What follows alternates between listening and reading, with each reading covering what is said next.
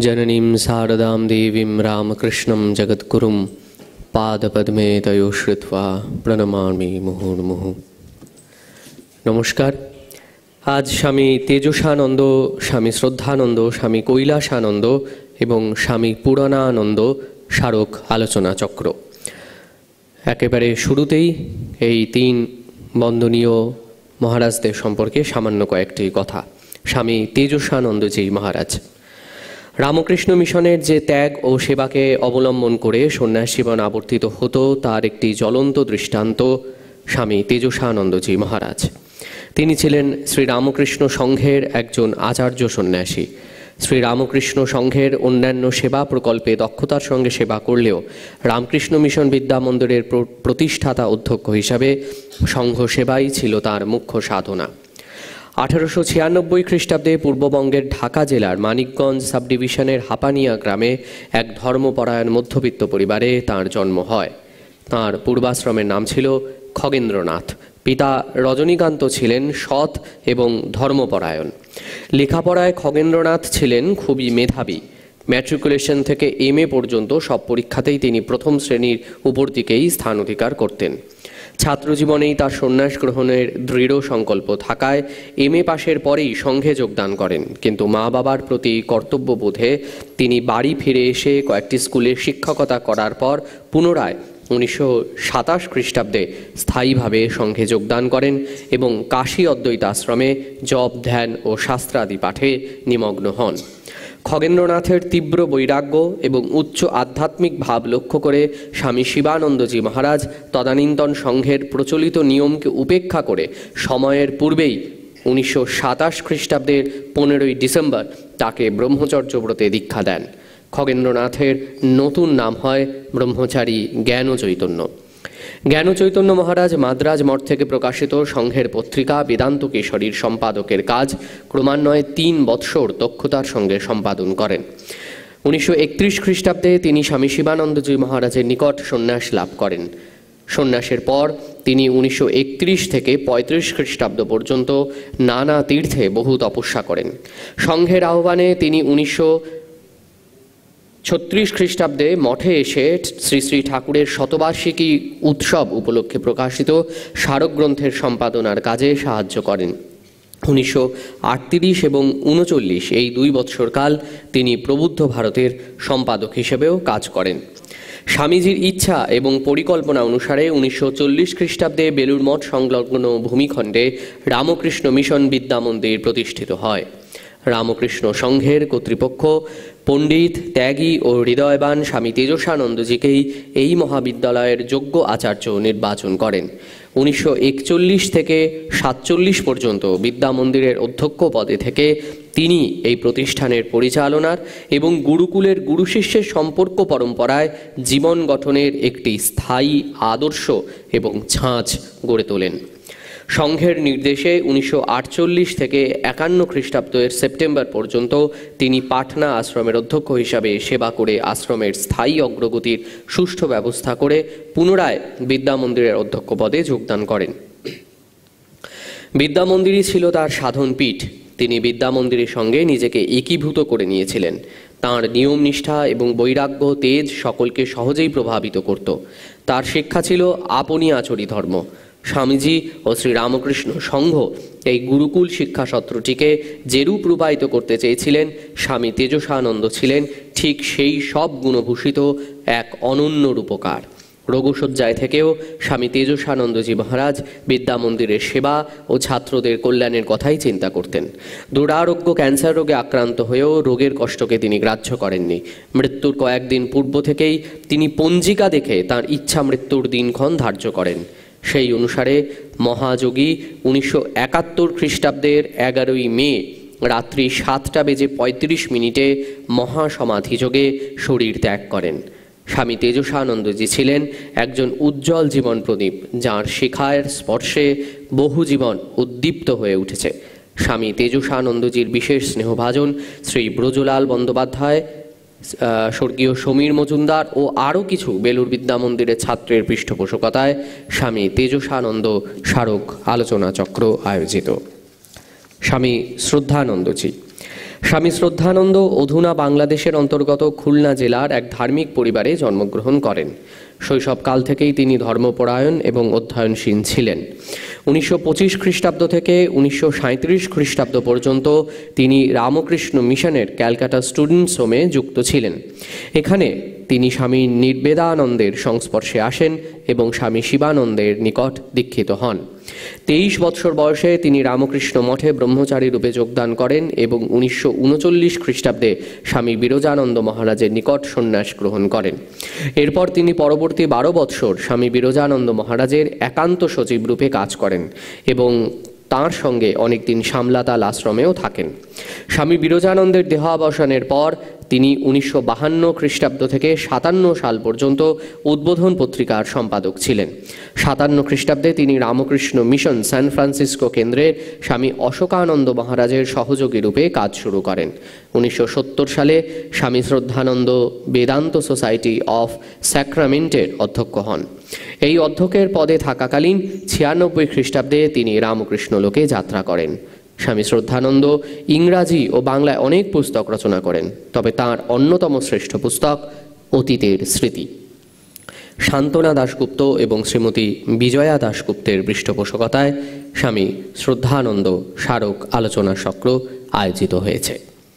স্বামী কৈলাসানন্দজি বর্তমান বাংলাদেশের ঢাকা জেলার মুন্সিগঞ্জের অনতি দূরে বিক্রমপুর পরগনার বজ্রযোগিনী গ্রামে 8ই ডিসেম্বর 1893 খ্রিস্টাব্দে তিনি জন্মগ্রহণ করেন। তাঁর বাবা মায়ের নাম ছিল বিপিন বিহারী বন্দ্যোপাধ্যায় এবং সুশীলা দেবী। মহারাজের পূর্বাশ্রমের নাম ছিল শ্রী শৈলেশচন্দ্র বন্দ্যোপাধ্যায়। 1908 খ্রিস্টাব্দে তিনি নিজের গ্রাম বজ্রযোগিনী স্থিত হাই স্কুল থেকে এন্ট্রান্স পাশ করে ঢাকা শহরের জগন্নাথ কলেজে ভর্তি হন। প্রথমে ওই কলেজ থেকে 1910 খ্রিস্টাব্দে আইএ পরীক্ষায় এবং 1912 খ্রিস্টাব্দে ইতিহাসে অনার্স নিয়ে বিএ পাশ করেন। এরপর তিনি ইতিহাসে এমএ পড়ার জন্য ওই বছরেই কলকাতায় আসেন এবং প্রথম বিভাগে দ্বিতীয় স্থান অধিকার করেন, এমএ পাশ করে। 1917 খ্রিস্টাব্দে জানুয়ারি মাসে দয়ানন্দ আর্য বিদ্যালয় কলেজে লেকচারার পদে তিনি যোগদান করেন, কিন্তু অল্প সময়ের মধ্যেই ঢাকা জগন্নাথ কলেজের লেকচারার পদে নিযুক্ত হয়ে তিনি ঢাকায় চলে আসেন। শৈলেশ শ্রীমৎ স্বামী শিবানন্দজি মহারাজের কৃপাধন্য ছিলেন এবং তার কাছেই ঢাকাতে 1922 খ্রিস্টাব্দে তিনি দীক্ষা লাভ করেন। 1929 খ্রিস্টাব্দের নভেম্বর মাসে বেলুড় মঠে ব্রহ্মচারী রূপে তিনি যোগদান করেন। পরের বছরই অর্থাৎ 1930 খ্রিস্টাব্দে কালী পূজার দিন মহাপুরুষ মহারাজের কাছে তার সন্ন্যাস ব্রতে দীক্ষা। পূজনীয় মহারাজ মহাপুরুষ মহারাজের একান্ত সচিব হিসেবে নিযুক্ত হয়ে অনেক গুরুত্বপূর্ণ দায়িত্ব পালন করেছেন। মহারাজের চরিত্রের মধ্যে কোনো অহংকার ছিল না, ছিল শুধু ত্যাগ, বৈরাগ্য, জ্ঞান, ভক্তি, শিবজ্ঞানে জীবসেবা, এই সদ্গুণগুলি। পরবর্তী সময়ে স্বামী কৈলাসানন্দজি রামকৃষ্ণ মঠ ও মিশনের নবনির্বাচিত অধ্যক্ষ পূজ্যপাদ শ্রীমৎ স্বামী অখণ্ডানন্দজি মহারাজের একান্ত সচিব হিসেবেও প্রায় 6 মাস সেই গুরুদায়িত্ব সাফল্যের সঙ্গে পালন করেন। 1934 খ্রিস্টাব্দের নভেম্বর থেকে 36 নভেম্বর মাস পর্যন্ত বেলুড় মঠ ও মিশনের ওয়ার্কিং কমিটি বা পরিচালন কমিটির সদস্যরূপে তিনি কাজ করেন। এরপরে নভেম্বর মাসে রামকৃষ্ণ মঠ ও মিশনের নির্দেশে তিনি নিউ দিল্লি মিশন কেন্দ্রের অধ্যক্ষ হন এবং দীর্ঘ 8 বছর ওই পদে ছিলেন। 44 সালে অক্টোবর মাসে স্বামী কৈলাসানন্দজি মহারাজ মাদ্রাজ রামকৃষ্ণ মঠ ও মিশনের অধ্যক্ষ নির্বাচিত হন এবং 1971 খ্রিস্টাব্দের দীর্ঘ 27 বৎসর ওই পদে তিনি ছিলেন। 1971-এ তিনি বেলুড় মঠ কর্তৃপক্ষের নির্দেশে মঠে ফিরে আসেন এবং মঠ ও মিশনের কোষাধ্যক্ষ পদে নির্বাচিত হন। 75 খ্রিস্টাব্দে তিনি রামকৃষ্ণ মঠ ও মিশনের অন্যতম সহাধ্যক্ষ পদে বৃত হন। 1978 খ্রিস্টাব্দের 16ই ডিসেম্বর এই মহান সন্ন্যাসী চিরশান্তিতে রামকৃষ্ণ লোকে যাত্রা করেন। স্বামী কৈলাসানন্দ স্মারক আলোচনা চক্র তার অনুগামী ভক্ত মাইসোর বিএসএফের অবসরপ্রাপ্ত কমান্ডার মিস্টার এভি ভারতের পৃষ্ঠপোষকতায় আয়োজিত। স্বামী পুরাণানন্দজি শ্রীমৎ স্বামী শঙ্করানন্দজির মন্ত্রশিষ্য স্বামী পুরাণানন্দজি মহারাজ 1951 খ্রিস্টাব্দে রামকৃষ্ণ সংঘে যোগদান করে 1984 74 খ্রিস্টাব্দে স্বীয় গুরুর কাছেই সন্ন্যাস দীক্ষা লাভ করেন। তিনি গায়ক ও শাস্ত্র ব্যাখ্যাতা ছিলেন। স্বামী পুরাণানন্দজি মহারাজ পাটনা, মুম্বাই ইত্যাদি মঠ মিশনের সহ সম্পাদক হিসেবে দায়িত্ব পালন করেন। পরবর্তীকালে কানপুর, মরিশাস, পুরী, কাশীপুর ও বারাসাত আশ্রমসমূহের অধ্যক্ষরূপে কর্মকুশলতার পরিচয় দিয়েছেন। শেষ কয়েক বছর তিনি Ramakrishna Mission Institute of Culture গোলপার্কে কর্মব্যস্ততার মধ্যে দিয়ে কাটান। পরে ইনস্টিটিউটে তিনি অবসর জীবন যাপন করেন। 12ই ফেব্রুয়ারি 2014 খ্রিস্টাব্দে মহারাজ সাধনোচিত ধামে গমন করেন। স্বামী পুরাণানন্দজি মহারাজ ছিলেন রসিক কথক। তাঁর রামচরিত মানসের পাঠ ও ব্যাখ্যা আজও বহু ভক্তের হৃদয় মন্দিরে উজ্জ্বল হয়ে আছে। মধুরভাষী মহারাজ সকলের সঙ্গে ধৈর্য সহকারে কথা বলতেন এবং সময় বিশেষে তাঁদের সমস্যার কথা শুনতেন ও সমাধান করার চেষ্টা করতেন। মহারাজের সাধু জনচিত মধুর ব্যবহার এবং ভক্তদের প্রভূত উৎসাহ ও আনন্দ দান করেছে। ডক্টর শ্যামলী চৌধুরী, শ্রীমতী মহাশ্বেতা বিশ্বাস ও তার অসংখ্য অনুগামী ভক্তবৃন্দের পৃষ্ঠপোষকতায় স্বামী পুরাণানন্দ আলোচনা চক্র আয়োজিত। আজ স্বামী তেজসানন্দজি, স্বামী শ্রদ্ধানন্দজি, স্বামী কৈলাসানন্দজি এবং স্বামী পুরাণানন্দজির স্মরণে এই আলোচনা চক্রে আলোচনা করবেন ডক্টর মাধুরী মজুমদার। তার আলোচনার বিষয় যোগিন মা ও গোলাপ মা। ডক্টর মাধুরী সরকার, তার আলোচনার বিষয় যোগিন মা ও গোলাপ মা। শ্রী সুভাষিস ভদ্র চৌধুরী, তার আলোচনার বিষয় ভক্ত ভৈরব গিরিশচন্দ্র ঘোষ এবং শ্রী শান্তনু দাস শর্মা, তাঁর আলোচনার বিষয় মথুরবাবু। অনুষ্ঠানে সভাপতিত্ব করছেন ইনস্টিটিউটের সম্পাদক শ্রীমৎ স্বামী সুপর্ণানন্দজি মহারাজ। ধন্যবাদ, নমস্কার।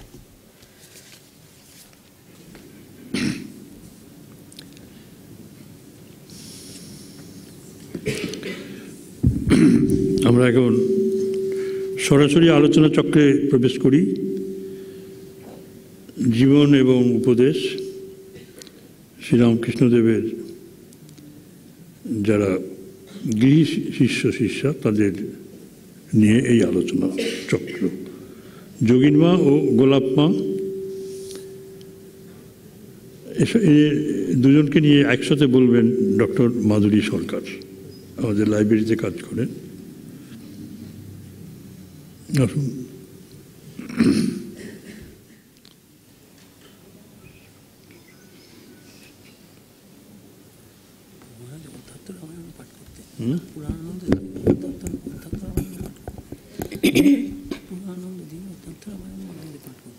ওং জননীং শারদাং দেবীং রামকৃষ্ণং জগদ্গুরুং পাদপদ্মে তয় শ্রিত্বা প্রণমামি মুহুর্মুহুঃ।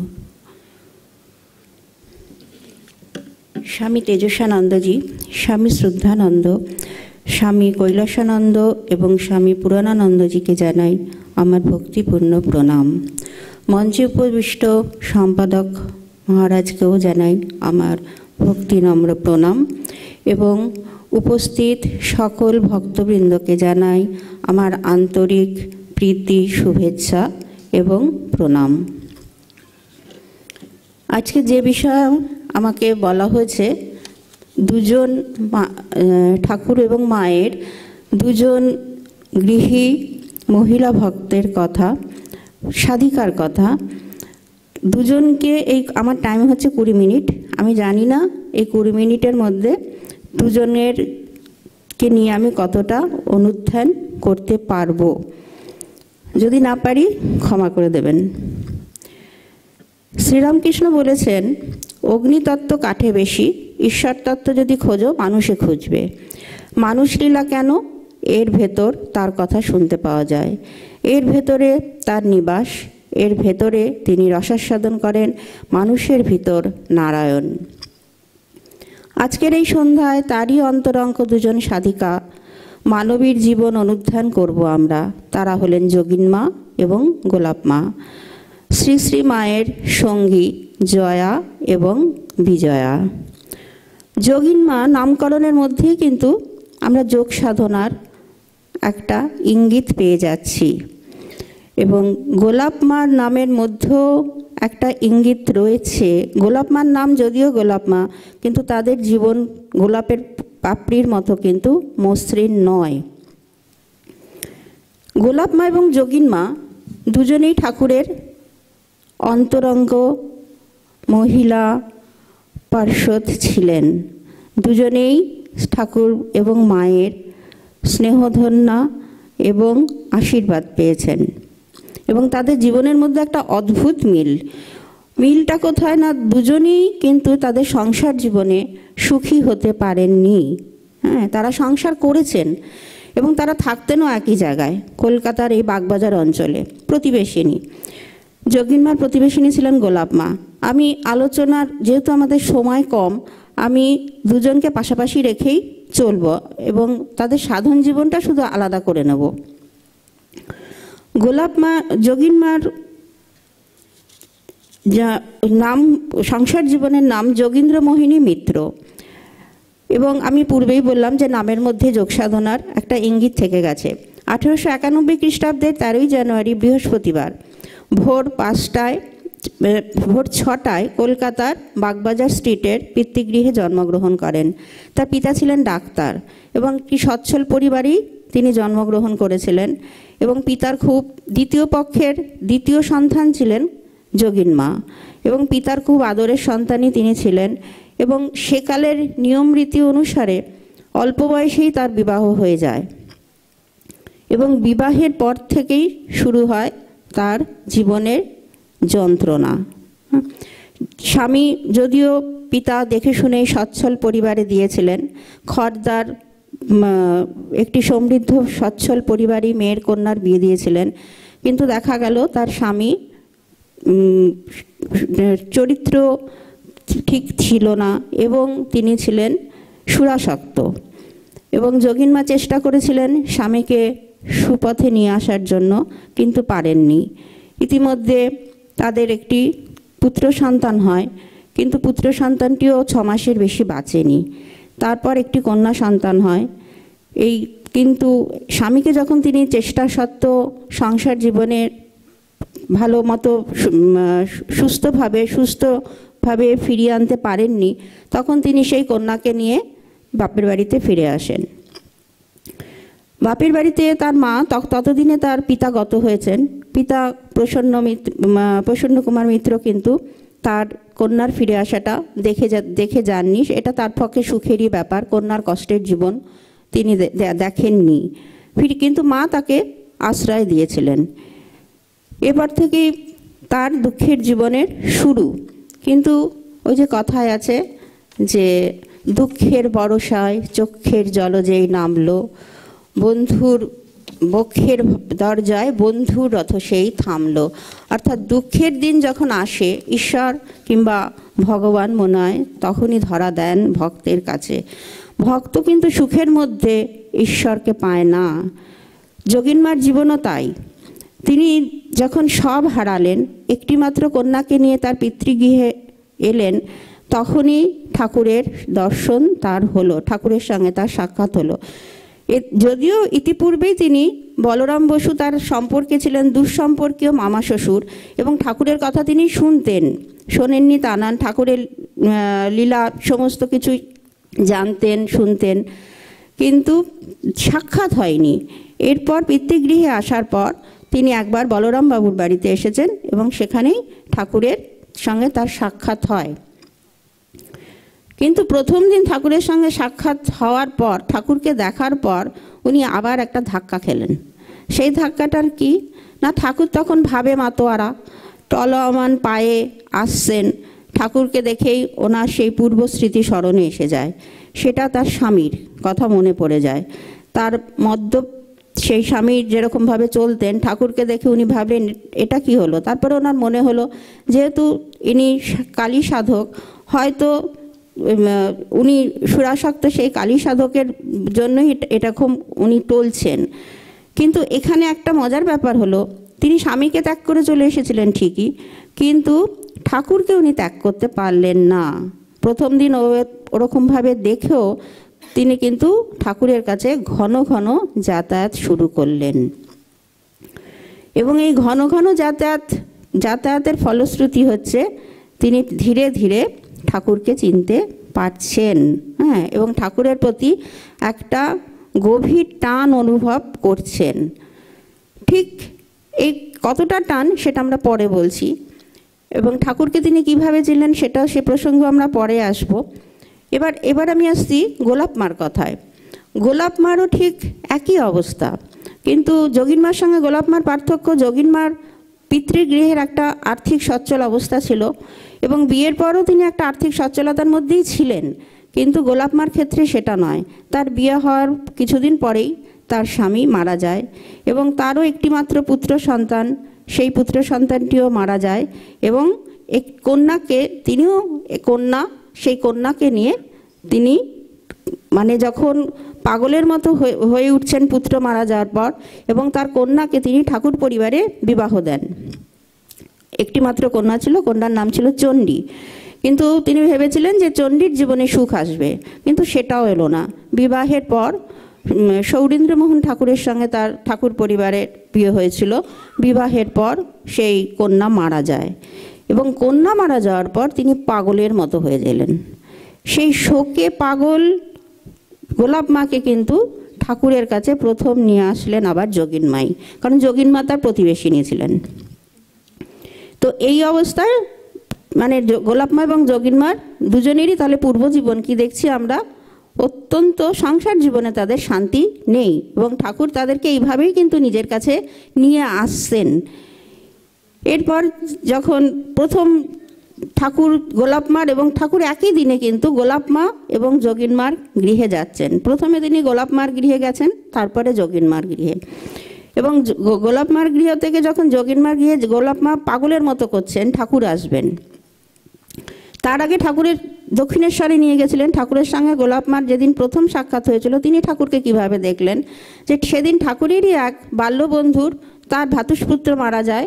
ঠাকুর তখন তাকে কি বলছেন, সেই ভ্রাতুষ্পুত্রের যে ছবি আমরা পাচ্ছি সেখানে ঠাকুর তাকে সান্ত্বনা দিচ্ছেন, যে বলছেন যে দুঃখ করে কি হবে, এরকম জন্ম মৃত্যু হবেই, হ্যাঁ, এই মৃত্যু শোক করে কোনো লাভ নেই, একথা ঠাকুর তাকে বলছেন। এবং গোলাপ মা কিন্তু আড়ালে দাঁড়িয়ে দাঁড়িয়ে শুনছেন, কিন্তু শোনার পরও তিনি মানে হয়তো ঠাকুর ওটা হয়তো জ্ঞানের কথা, কারণ ওনার হৃদয়ে তো তখন সন্তান হারানোর শোক, স্বামী হারানোর শোক, সেই কথা অতটা লাগতো না, তখন তত্ত্বকথা তার হৃদয়কে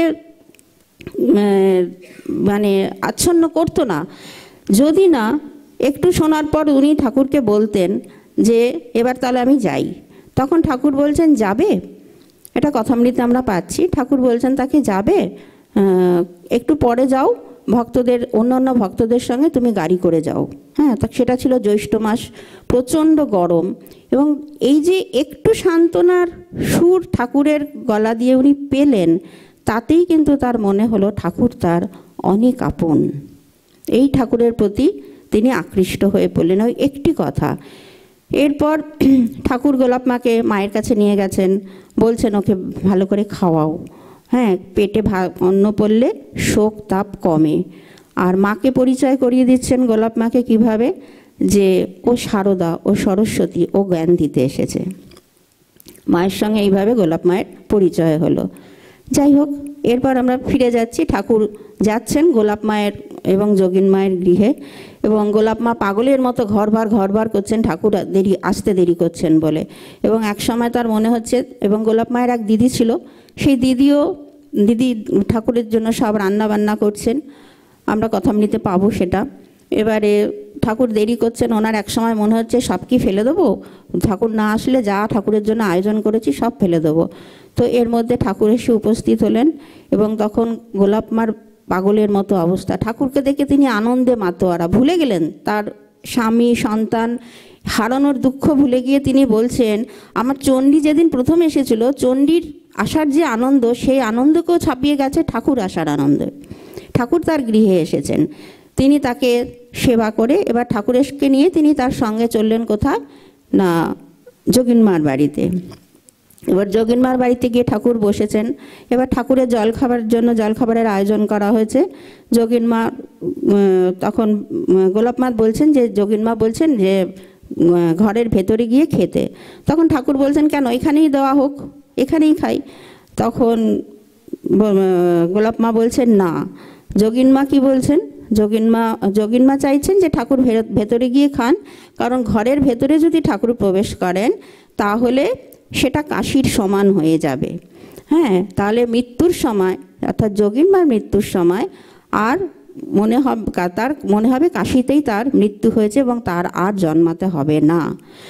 তাহলে প্রথম দিন যে যোগিনমাকে আমরা দেখেছিলাম যে ঠাকুরের সম্বন্ধে তার যে ধারণা, সেই ধারণাটা কোন পর্যায়ে পৌঁছে গেল যে তিনি ঠাকুরকে স্বয়ং শিব জ্ঞানে দেখলেন। যে কাশীতে মৃত্যু হলে কাশীতে কে আছেন? স্বয়ং মহাদেব। এবং কাশীতে আমরা জানি কাশীতে মৃত্যু হলে আর আমাদের জন্মগ্রহণ করতে হয় না। ঠাকুর যে গৃহে পদার্পণ করলেন, যে ঘরে পদার্পণ করবেন, সেই ঘরে পরে যখন তার মৃত্যু হবে তিনি ধরে নিলেন যে তার আর জন্মগ্রহণ করতে হবে না। তাহলে এই হচ্ছে যোগিনমার, আমি প্রথমে যেটা বলেছিলাম, ঠাকুর সম্বন্ধে ধারণা। এবারে ঠাকুরের সান্নিধ্যে শুরু হলো যোগিনমার নতুন জীবন। এই জীবন সাধনার জীবন। ঠাকুর যোগিনমাকে নিজের দেহ দেখিয়ে বলেছিলেন, দেখো তোমার যে ইষ্ট তা এর ভেতরেই আছে, একে ভাবলেই তাকে মনে পড়বে। তাহলে ঠাকুর কিন্তু তাকে বলেই দিচ্ছেন যে পরোক্ষে ঠাকুর কিন্তু তার ইষ্ট। যোগিনমাও পরে দেখেছিলেন যে ধ্যান করতে বসলেই ঠাকুর এসে সামনে দাঁড়াতেন। ঠাকুরের কাছে তিনি জপের বিধিও শিখেছিলেন। ঠাকুর বলেছিলেন ডান হাতের আঙুলগুলো পাশাপাশি একেবারে জুড়ে রাখতে হয়, নয়তো আঙুলের ফাঁক দিয়ে জপের ফল বের হয়ে যায়। ঠাকুরের কাছে কয়েকবার যাতায়াত করতে করতেই যোগিনমায়ের সঙ্গে অন্তরঙ্গতা গড়ে ওঠে। ক্রমে দক্ষিণেশ্বরে তিনি রাত্রিবাসও করতে শুরু করেন। নহবতে মাতাকে খুবই ভালোবাসতেন। নহবতে সাধারণত যখন কেউ থাকতো তারা কিন্তু নহবতের ওপরের ঘরে মাতাদের থাকতে দিতেন, কিন্তু যোগিনমাকে তা দেননি। তিনি যোগিনমাকে কোথায় রাখতেন না নিজের পাশে নিয়ে শুতেন, এবং যখন শুতেন তখন তারা নানা বিষয়ে গল্প করতেন, আলোচনা হতো। কখনো যোগিনমায়ের পরামর্শ চাইতো কোনো কাজের ব্যাপারে, মা তার কাছে পরামর্শ অবধি চাইতেন। যোগিনমা মায়ের চুল বেঁধে দিতেন। মায়ের এত পছন্দের ছিল যে সেই চুল বাঁধা মা খুলতেন না। যোগিনমা হয়তো সপ্তাহে 2-3 দিন আসতেন এবং 3-4 দিন পর যদি আসতেন মা সেই চুল বাঁধা রেখে দিতেন, বলতেন যোগিন আসলে ও খুলে ও আবার বেঁধে দেবে। এতটাই মায়ের সঙ্গে তার সখ্যতা বা হৃদ্যতা গড়ে উঠেছিল। যোগিনমায়েরও মায়ের প্রতি ভালোবাসা এতটাই প্রগাঢ় হয়ে উঠেছিল যে একবার মা যখন জয়রামবাটি চলে যান তখন তিনি কাঁদতে শুরু করেন। মায়ের যাত্রাপথের দিকে তাকিয়ে অঝোর ধারায় কাঁদছেন, এবং ঠাকুর তখন দেখেছেন, পঞ্চবটিতে যাওয়ার সময় ঠাকুর দেখেছেন যে যোগিনমা ওখানে বসে বসে কাঁদছেন।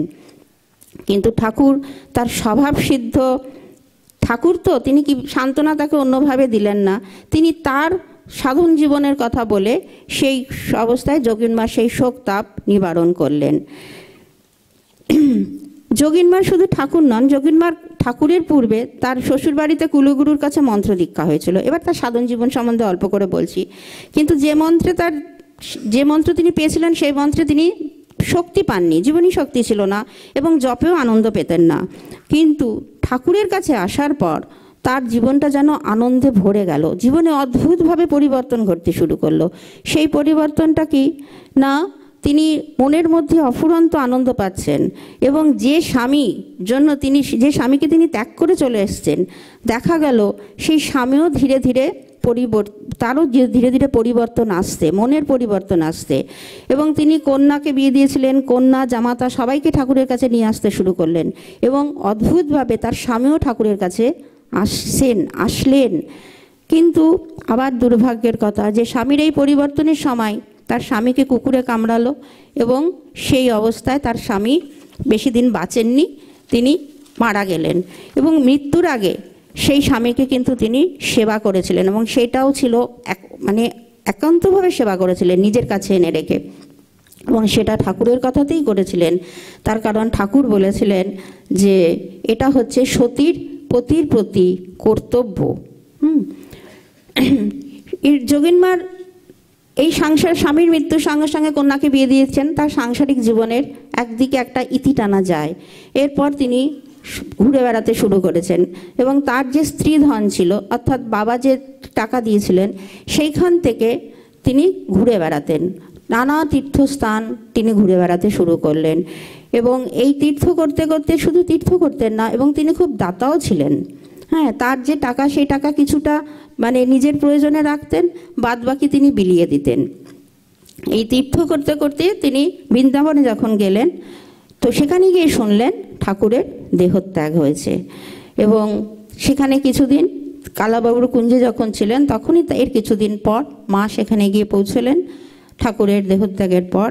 এবং মা ওখানে পৌঁছেই যোগিন মাকে জড়িয়ে ধরে দুজনের সেই কি কান্না, যোগিন গো বলে মা কান্নাকাটি করলেন। যাই হোক, ঠাকুরের এই যে চলে যাওয়া সেটা যোগিন মাকেও প্রচণ্ড আঘাত আনলো। জীবনে শুধু আঘাতই খাচ্ছেন উনি। এবার ঠাকুরের চলে যাওয়াটা উনি মেনে নিতে পারলেন না। এবং ঠাকুর বুঝেছিলেন যে যোগিন মার খুবই সাধনার জীবন, তিনি খুবই ভালো মানে কঠোর নিয়ম নিষ্ঠার মধ্যে দিয়ে চলেন, সাধনা করেন। এই জন্য তিনি যোগিন মাকে প্রথম থেকেই বলেছিলেন অত সাধনা করার দরকার নেই। উনি বলছেন এই যে তোমরা আমাকে দেখলে, আমাকে খাওয়াচ্ছ, আমার সেবা করছো, এতেই হয়ে যাবে। তিনি যোগিন মাকে সাধনার থেকে কিছুটা সরিয়ে আনতে চেয়েছিলেন, কিন্তু ঠাকুরের দেহত্যাগের পর তার সাধনা আরও চতুর্গুণ বেড়ে গেল। তিনি সবসময় তখন দিবারাত্র তিনি যোগে মগ্ন থাকতেন এবং তখনই তার সমাধি হয়েছিল। একবার তার ভাব সমাধি হয়েছিল, সেটা বৃন্দাবনে থাকতে গিয়ে তখন। এবং এই সমাধির কথা যোগিন মা বলছেন নিজেই, তখন জগৎ আছে এও যেন আমার কাছে ভুল হয়ে গেছিল। যখন যেদিকে চাই সর্বত্র ইষ্ট দর্শন, 3 দিন সেরকম অবস্থা ছিল। এবং এই একদিন উনি তখন লালাবাবুর কুঞ্জে, একদিন তাকে যোগিন মাকে খুঁজে পাওয়া যাচ্ছে না বৃন্দাবনে থাকাকালীন। মা তখন যোগিন মহারাজকে পাঠিয়েছেন ওনাকে খুঁজে আনার জন্য। এবং গিয়ে দেখছেন তখন সবাই মন্দির থেকে বেরিয়ে গেছে, সেবকরাও চলে যাওয়ার জন্য যোগিন মাকে ডাকছেন, মাই এবার তো যেতে হবে, কিন্তু যোগিন মার কোনো হুঁশ নেই। তখন যোগিন মহারাজ গিয়ে তাকে ঠাকুরের নাম করে তাকে সেই ভাব অবস্থা থেকে তাকে সাধারণ ভূমিতে নামিয়ে এনেছিলেন। স্বামী এর পূর্বেও তিনি যখন পিতৃগৃহে ছিলেন তার একবার সমাধি হয়েছিল। সে কথা শুনে স্বামীজি বলেছিলেন, যোগিন মা তোমার দেহ সমাধিতে যাবে, আর একবারও সমাধি হয় দেহত্যাগের সময় সেই স্মৃতি আবার, যার একবারও সমাধি হয় দেহত্যাগের সময় সেই স্মৃতি আবার ফিরে আসে। এবং স্বামীজির এই বাক্য কিন্তু মিথ্যা হয়নি।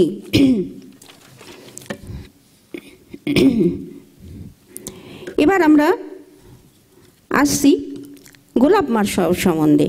গোলাপ মা যোগিন মার মতো অতটা যোগ সাধনায় পারদর্শী ছিলেন না, কিন্তু আমরা বলবো যে গোলাপ মা ছিলেন, স্বামীজি যে আমাদের 4টে পথের কথা বলে দিয়ে গেছেন, কর্মযোগ, ভক্তিযোগ, ধ্যানযোগ এবং রাজযোগ। হ্যাঁ, গোলাপ মা হয়তো রাজযোগ এবং কর্মযোগ করেছেন, কিন্তু যোগিন মা, কিন্তু গোলাপ মাকে আমরা কর্মযোগ হিসাবেই বেশি দেখব। এবং তিনি বেশি সেবা করেছেন মায়ের অফুরন্ত সেবার মধ্য দিয়েই তার কিন্তু সেবা যোগ ছিল, এটাকে আমরা সেবা যোগ বলতে পারি। কিন্তু ঠাকুরকেও তিনি চিনেছিলেন। ঠাকুর যেভাবে যোগিন মাকে দীক্ষা দিয়েছিলেন, জপ ধ্যান করিয়েছিলেন, গোলাপ মার ক্ষেত্রে আমরা সেরকম কোনো তথ্য পাই না।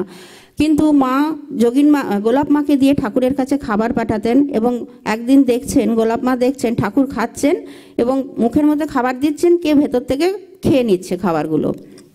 একটা সাপের মুখ বেরিয়ে আসছে এবং সে তার খাচ্ছে। এবং সেটা দেখে গোলাপ মা হেসেছিলেন। ঠাকুর বলছেন কি দেখলে? তখন গোলাপ মা বলেছিলেন যে কুলকুণ্ডলিনীর, তিনি দেখছেন কুলকুণ্ডলিনীর সর্প, সে তার আহুতি গ্রহণ করছে। ঠাকুর বলছেন ঠিক দেখেছ। অর্থাৎ গোলাপ মাকেও আমরা দেখছি যে গোলাপ মা কিন্তু ভালোই মানে সাধন স্তরের, তিনিও উচ্চ পর্যায়ে অধিষ্ঠিত হয়েছেন। নাহলে ঠাকুরের ওই খাবার দেখে তিনি কখনো বলবেন না যে কুলকুণ্ডলিনীর আহুতি গ্রহণ করছেন ঠাকুরের খাবার। তো এরপর আমরা কিন্তু যোগিন মাকে মায়ের সঙ্গে থাকতেন। যোগিন মাও মা যখন পঞ্চতপা হয়েছিল, যোগিন মা পঞ্চতপার সময় মায়ের সঙ্গে ছিলেন, মায়ের এমনি অনেক সেবা করেছেন। কিন্তু গোলাপ মাকে আমরা কিন্তু সব সময় মায়ের সঙ্গে থাকতে দেখেছি এবং তিনি সর্বদা মায়ের ক্ষণের সঙ্গী ছিলেন। মা যেখানে বেড়াতে গেছেন সেখানে যাচ্ছেন, মায়ের সমস্ত কাজ করে দিচ্ছেন, ঘুম থেকে 4টের সময় উঠছেন, নিজেও জপ করছেন। মা বলতেন গোলাপ জপসিদ্ধ, হ্যাঁ, জপ করছেন, জপ করে আশ্রমের সমস্ত কাজ করছেন, সব কিছু করে এই সেবার মধ্য দিয়েই কিন্তু তিনি সাধনার স্তরে পৌঁছে গেছেন, সে স্তরে পৌঁছে গেছেন। এই দুজন সাধিকা, আমি প্রথমে বলেছিলাম যে দুজন সাধিকাকে যথার্থভাবে উপস্থিত করাই 20 মিনিটের মধ্যে আমার পক্ষে সম্ভব হবে না হয়তো। তো যাই হোক, তো আরও অনেক কিছুই বলার ছিল, তো সেটা আর না বলে আমি তাহলে এখানেই শেষ করছি। যে একটা কথা বলে নিই, যে যোগিন মা যদিও মাকে অন্য জ্ঞানে দেখতেন, কিন্তু একবার তিনি মায়ের সংসারের প্রতি এতখানি সংসার নিয়ে, মা রাধুকে নিয়ে, এদের নিয়ে এতটাই ব্যস্ত থাকতেন, তিনি সংসারী ছিলেন বলে মাঝে মাঝে মনে হচ্ছিল ঠাকুর এত ত্যাগী, অথচ মা কত সংসার নিয়ে থাকেন। সেই সময় একদিন তিনি দেখেছেন গঙ্গার ধারে বসে জপ করছেন, ধ্যানের মধ্যে দেখতে পাচ্ছেন যে ঠাকুর এসে বলছেন, দেখো গঙ্গায় কি ভেসে যাচ্ছে। এবং তিনি দেখছেন গঙ্গা একটা সদ্যজাত শিশু ভেসে যাচ্ছে, রক্তাক্ত, তার গায়ে সমস্ত কিছু জড়ানো রয়েছে। তো সেটা দেখে ঠাকুর বলছেন যে গঙ্গায় কত কি ভেসে যায়, কিন্তু তাতে কি গঙ্গা অপবিত্র হয়? ও তাই, ওকে দেখেছো, ও আর আমি এক, অভিন্ন মনে করবে। অর্থাৎ মা এবং ঠাকুর এক, সেটা তিনি জানিয়ে দিলেন যোগিন মাকে। এবং এনাদের যে কিছু এরাও তো মানবী দেহ, তাই মানবী দেহের মধ্যে কিছু ত্রুটি হয়তো থেকে, এটা ত্রুটি বলবো না, ভুল ভ্রান্তি এটাই হতে পারে, মনে হয়েছিল। কিন্তু যোগিন মা সঙ্গে সঙ্গেই সেটা বুঝে গেছিলেন ঠাকুরের কথাতে, তিনি তার ভুলটা মেনে নিয়েছিলেন। গোলাপ মার ক্ষেত্রেও গোলাপ মা একটু কটুভাষিণী ছিলেন, মায়ের সঙ্গে টুকটাক একসঙ্গে যেমন থাকতেন, টুকটাক একটু লেগেও যেত। যেমন ঠাকুর যখন অসুস্থ অবস্থায় শ্যামপুকুর বাটিতে গেছিলেন, তখন গোলাপ মা কার কাছ থেকে শুনেছেন ঠাকুর মায়ের ওপর রাগ করে শ্যামপুকুর বাটিতে গিয়ে বাস করছেন, এবং তিনি মাকে বলেছেন। মাও সঙ্গে সঙ্গে কাঁদতে কাঁদতে শ্যামপুকুর বাটিতে গিয়ে ঠাকুরকে বলেছেন যে তুমি নাকি আমার ওপর রাগ করে এখানে চলে এসেছো। তখন ঠাকুর বলেছেন, কে বলেছে? তখন বলেছেন গোলাপ বলেছে। ব্যাস, ঠাকুর বুঝিয়ে সুজিয়ে মাকে আবার পাঠিয়ে দক্ষিণেশ্বরে পাঠিয়ে এবারে তিনি আবার গোলাপ মাকে ডেকে পাঠিয়েছেন। এবার গোলাপ মাকে ডেকে পাঠিয়ে তিনি বলছেন যে তুই এরকম বলেছিস ওকে, এটা আর কখনো বলবি না। ও জানিস কে? এর আগেই তিনি বলেছিলেন যে মাকে। এবং গোলাপ মাও নিজের ভুল বুঝতে পেরেছেন এবং মার কাছে গিয়ে ক্ষমা চেয়েছেন। এবং তারা তো, আমরা বলছি মানবী, কিন্তু ওই ঠাকুরের কলমির দল তো সবাই তো লীলা করতে এসেছেন, এবং দুজনেই দুজনকে জড়িয়ে ধরে তখন আবার তাদের সমস্ত রাগ অভিমান শেষ পর্যায়ে রয়েছে। যাই হোক, এই দুই যোগিনী কিন্তু একই সালে, অর্থাৎ 1924 সালে একজন গেছেন দেহত্যাগ করেছেন জুন মাসে, আর অপরজন দেহত্যাগ করেছেন ডিসেম্বরে মাসে। নমস্কার।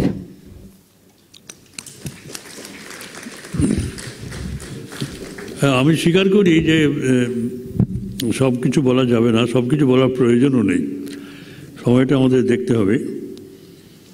তা একটা কথা বলি যে সে যুগের এই অসহায় বিপর্যস্ত যে বিধবা, ঠাকুর না এলে তাদের সামনে এই আদর্শ উদ্ঘাটিত হতো না। এটা আজকের আমাদের যারা অনেকেই নানাভাবে বিপর্যস্ত মায়েদের কথা বলছি, তাদের ক্ষেত্রে এটা একটা আই ওপেনার। তা একটা কথা বলি, গোলামার জীবনটা কীরকম ছিল, ঠাকুর কীভাবে তাদের গড়েছিলেন তাকে, আর কীরকম শুদ্ধ মন ছিল। গোলাপ মা তো খিটখিটে ছিলেন, ব্রাহ্মণ, খুব আচারী ব্রাহ্মণের মানে ঘরের মেয়ে। তো কাউকে অপ্রিয় কথা বলতেন, তো সেই জন্য আওড়ালে আবডালে তার সম্বন্ধে কেউ কিছু বিরূপ মন্তব্য করতেন তার সম্বন্ধে, তার উপরে বিরক্ত হচ্ছিলেন। কিন্তু ব্যাপারটা কি হচ্ছে, ঠাকুর তাকে স্বপ্নে সেগুলো সব বলে দিতেন। কেন ইমাজিন, ঠাকুর স্বপ্নে তাকে সেসব বলে দিতেন, যেগুলো তোমাকে এই কথা বলেছে। এবং তিনি বলতেন যে না, ওকে আমি খুব ভালোবাসি, ওর সঙ্গে তোমার, হ্যাঁ তুমি তোকে ভালোবাসো, কিন্তু ও এই কথা বলেছে, তা সাবধান। মানে অদ্ভুত ব্যাপার। আমাদের কাছে এরকম শুদ্ধ মনটা শুদ্ধ হলে বাস্তব এবং স্বপ্ন দুটোই এক হয়ে যায়। স্বপ্নে কোনগুলো দেখি, যেগুলো বাস্তবে দেখি সেগুলোই স্বপ্নে আসে, যেগুলো বাস্তবে কোনোদিন দেখিনি সেগুলো কখনোই স্বপ্নে আসে না, আমাদের কখনোই আসে না। বাস্তবে আমাদের নিজেদের শরীরটাকে দেখি, স্বপ্নে আমরা কি আমাদের নিজেদের শরীর দেখতে পাই? স্বপ্নের চোখ আলাদা। তা গোলাপ মার মনটা এইরকম ছিল।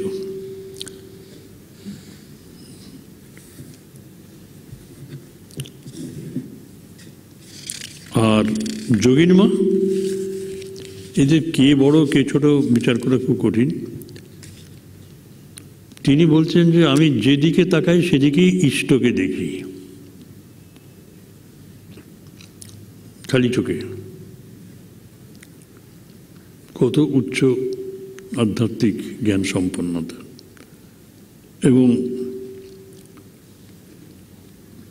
একদিন বলছেন যে আমি ধ্যানে দেখলাম যে দুটি বালক বলছেন যে আমাদের চেনো, ধ্যানে দেখছেন। ধ্যানে দেখা আর স্বপ্নে দেখা কিন্তু খানিকটা একই রকম। ধ্যানও সত্য, স্বপ্নও সত্য। ঠাকুর তো বলেছে স্বপ্নটা তো আমিই দেখছি, আমার মন দেখছে। এবং ধ্যান ঠিক হলে পরে স্বপ্নগুলো কন্ট্রোলড হয়ে যায়। তো যোগিনী মার জীবনে এই ঘটনাটা এই অবস্থাটাকে সমর্থন করে। কীরকম বলতে, আমাদের চেনো? বলছে হ্যাঁ চিনি, তোমরা তো বলরাম কৃষ্ণ।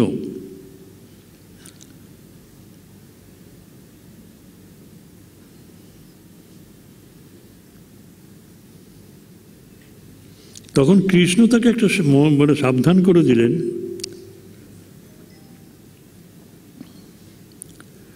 আমাদের তো মনে রাখবে না তুমি, ওদের জন্য। ওদের জন্য মানে অবাকখণ্ড, মানে যে দয়াময় মিত্র এবং কার্তিক মিত্র, ওর দুটো নাতি। পরে কার্তিক মিত্র নির্লিপানন্দজি, তার সাথে আমরা দেখা করেছিলাম। উনি তখন উনি বইটই লিখছেন, সেগুলো কর্তৃপক্ষের সাথে গণ্ডগোল হলো। তিনি দীক্ষাও দিতেন পরের দিকে, মায়ের কাছে মানুষ হয়েছেন। ওই দুই নাতির জন্য তুমি আমাদের মনে রাখবে না। তখন দেখুন, স্বপ্নে তিনি নির্দেশ পাচ্ছেন, ভগবান শ্রীকৃষ্ণ স্বয়ং বলছেন ওদের জন্য তুমি আমাদের ভুলে যাবে। তখন উনি বিচার করে দেখলেন, তাই তো, ওই দুটি ছেলে নাতির জন্য তার তো চিন্তার শেষ নাই।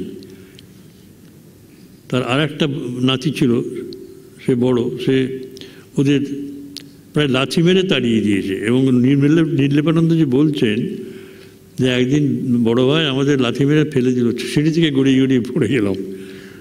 তখন ছেলে দুটোকে, মানে ওই আহত ছেলে দুটোকে নিয়ে শারদানন্দের কাছে এলেন। মা বললেন যে এখানেই থাকবে ওরা।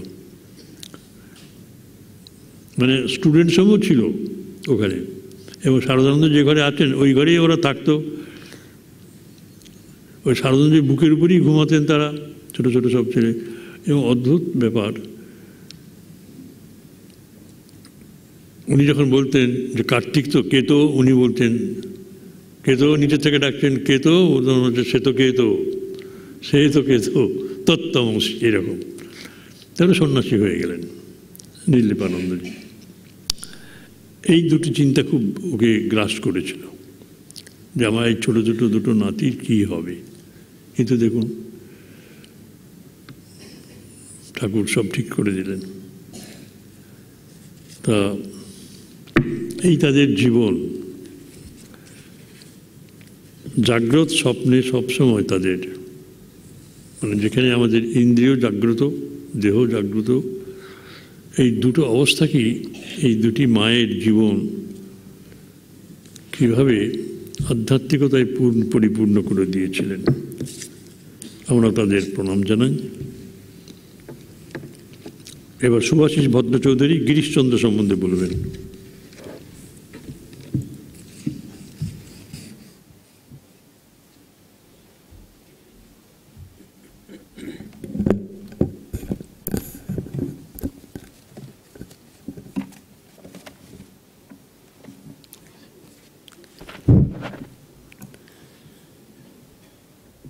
ঠাকুর, মা, স্বামীজি এবং ভক্ত ভৈরব শ্রী গিরিশচন্দ্র ঘোষকে সাষ্টাঙ্গ প্রণিপাত জানাই। আর স্বামী তেজসানন্দজি, স্বামী শ্রদ্ধানন্দজি, স্বামী কৈলাসানন্দজি, স্বামী পুরাণানন্দজি, তাঁদের আবির্ভূতি জানাই। আমাদের ইনস্টিটিউটের সম্পাদক মহারাজ, আমাদের সকলের শ্রদ্ধেয় পূজনীয় শ্রীমৎ স্বামী সুপর্ণানন্দজিকে প্রণতি জানাই। আমার সহবক্তাদের শুভেচ্ছা এবং নমস্কার জানাই। এবং আপনারা সকলে যারা শ্রীরামকৃষ্ণ ভক্ত, শ্রীরামকৃষ্ণ সারদা বিবেকানন্দ অনুরাগী, তাদের সকলকে যথাযোগ্য শ্রদ্ধা প্রীতি সম্ভাষণ করি। আমাকে মহারাজ নির্দেশ দিয়েছেন গিরিশ ঘোষ সম্বন্ধে বলবার জন্য। আমি জানি খুব অল্প, আমি সামান্য কিছু বলবার চেষ্টা করছি, আপনারা মার্জনা করবেন কোথাও যদি কোনো ভুল হয়। গিরিশচন্দ্র সম্বন্ধে প্রথম কয়েকটি কথা বলার আগে বলি, প্রধানত বঙ্গ সমাজে তিনি নাট্যকার, নাটক রচয়িতা, অভিনেতা এই রূপে তাঁর খ্যাতি, এবং তাঁকে আমাদের ভারতবর্ষে নাট্যচর্চার প্রধান পুরুষ বা শিখর পুরুষ রূপে ধরা হয়। তিনি একক হাতে উত্তর পূর্ব ভারতের সাংস্কৃতিক জগৎকে সেই সময় আলোকিত বা প্রভাবিত করেছিলেন, এবং তাঁর নটরূপে তাঁর প্রসিদ্ধি সর্বত্র ব্যাপ্ত ছিল। কিন্তু শ্রীরামকৃষ্ণ সংঘে তিনি একনিষ্ঠা ভক্তি ও ঠাকুরের অহেতুকী কৃপার নিদর্শন ছিলেন। শ্রীরামকৃষ্ণকে কেন্দ্র করে গিরিশ জীবন যেমন মহিমান্বিত হয়েছিল, সেরকম গিরিশকে অবলম্বন করে শ্রীরামকৃষ্ণ লীলাও জীবকল্যাণে অপূর্ব স্ফূর্তি লাভ করেছিল। শ্রীরামকৃষ্ণ লীলায় গিরিশের জীবন অপরিহার্য, গিরিশচন্দ্রের জীবন অপরিহার্য। এখানে বিষয়ের সম্পর্কে বলি, অমৃতলাল বসু তার অন্যতম শিষ্য নাট্য জগতের, তিনি বলেছেন গিরিশচন্দ্র জাতীয় রঙ্গমঞ্চের জনক। এই ব্যাপারটা একটু উল্লেখ করে নেই, তারপর অন্য বিষয়ে চেষ্টা করব বলবার জন্য। গিরিশচন্দ্রের জন্ম 1844 খ্রিস্টাব্দে, প্রয়াণ 1912-তে। তার পিতা নীলকমল, মাতা রাইমণি দেবী। তিনি মাত্র 23 বছর বয়সে থেকে অভিনয় শুরু করেন। 32 বছর বয়স থেকে তিনি নাটক রচনা শুরু করেন। প্রায় 82টির মতো নাটক রচনা করেন, 80টি বলা যেতে পারে। আর 62 বার বিভিন্ন নাটকে তিনি অভিনয় করেন। তার অভিনয় জগতের কথা বলতে গিয়ে রসরাজ অমৃতলাল বসু বলছেন, নিমচাঁদের অভিনয় তিনি করেন শতবার একাদশীতে। তখন বলছেন যে প্রথম বঙ্গ দেখিল নবনটগুরু তার, মদেমত্ত নিমেদত্ত আসে রঙ্গস্থলে, প্রথম বঙ্গ দেখিল নবনটগুরু তার। এটি তার পরিচয়। তার এই পরিচয় সর্বখ্যাত। কিন্তু আমরা যে গিরিশচন্দ্রকে পেয়েছি, সেই গিরিশচন্দ্র ঠাকুরের অনুগত হচ্ছেন। ঠাকুরের অনুগত হওয়ার জন্য তিনি যখন প্রথম তাকে দেখেন, তখন দীননাথ বসু অ্যাটর্নি তার বাড়িতে প্রথম দেখেন, প্রভাব হয়নি। দ্বিতীয়বার দেখেন, তৃতীয়বার, চতুর্থবার, পঞ্চমবার। অদ্ভুত, তৃতীয়বার দেখার পর বলরাম বসুর বাড়ির সামনে দেখেছেন, গিরিশচন্দ্রকে দেখে তিনি প্রণাম করেছেন, নমস্কার জানিয়েছেন শ্রীরামকৃষ্ণ। আবার গিরিশচন্দ্র প্রণাম জানিয়েছেন, পুনরায় শ্রীরামকৃষ্ণ প্রণাম জানিয়েছেন। এরকম চলতেই থাকলো। তখন শ্রীরামকৃষ্ণ উদ্দেশ্যে ভাবছেন গিরিশচন্দ্র তো চলতেই থাকবে, তাই তিনি নিজে থামলেন। পরবর্তীকালে গিরিশচন্দ্র বলেছেন, পূর্ব অবতারে ধনুক ছিল তার অস্ত্র, পূর্ব অবতারে অস্ত্র তার ছিল সুদর্শন অস্ত্র বা বংশী অস্ত্র, এবার প্রণাম অস্ত্রে তিনি জগৎ জয় করবেন। এই প্রণাম অস্ত্রে শ্রীরামকৃষ্ণ জগৎ জয় করবেন। অসাধারণ কথা গিরিশচন্দ্র আমাদের বলেছেন। ঠাকুর সম্বন্ধে ঠাকুর তাকে বলেছেন তিনি ভক্ত ভৈরব। স্বামী অদ্বৈতানন্দজি বুড়ো গোপাল মহারাজ তিনি গঙ্গাসাগর যখন হচ্ছে কিছু সন্ন্যাসীদের গেরুয়া দেবেন বলে স্থির করেছিলেন, সেই জন্য কয়েকটি গেরুয়া তুলেছিলেন। ঠাকুর তাকে বললেন, শ্রীরামকৃষ্ণ তাকে বললেন যে এই যে ত্যাগী সন্তানেরা আছে অর্থাৎ শ্রীরামকৃষ্ণের পার্শ্বদগণ, তাদের তুমি দাও, এরা অনেক বড় সাধু। তখন সেই গেরুয়া তিনি শ্রীরামকৃষ্ণ তাদের হাতে দিলেন। একটি গেরুয়া তুলে রেখেছিলেন ভক্ত ভৈরব গিরিশচন্দ্রের জন্য। ঠাকুর সম্বন্ধে শ্রীরাম গিরিশচন্দ্র ঘোষ বলছেন যে ঠাকুর গিরিশকে কোনো কিছু করতে বারণ করেননি। তার যে সমস্ত রকম জীবন, তার যে প্রগল্ভ জীবন, সেই প্রগল্ভ জীবনকে তিনি বারণ করেননি, বরং তিনি বলেছেন তা থাক, কিন্তু শ্রীরামকৃষ্ণ স্পর্শে, পরশমণির স্পর্শে ক্রমশ তা ধীরে ধীরে অন্তর্হিত হলো, বদ অভ্যাস সরে গেল। শ্রীরামকৃষ্ণ সম্বন্ধে একদিন স্বামীজি বলছেন 1898 খ্রিস্টাব্দে বলছেন ঠাকুরের তিথি পুজোতে তুমি কিছু বলো।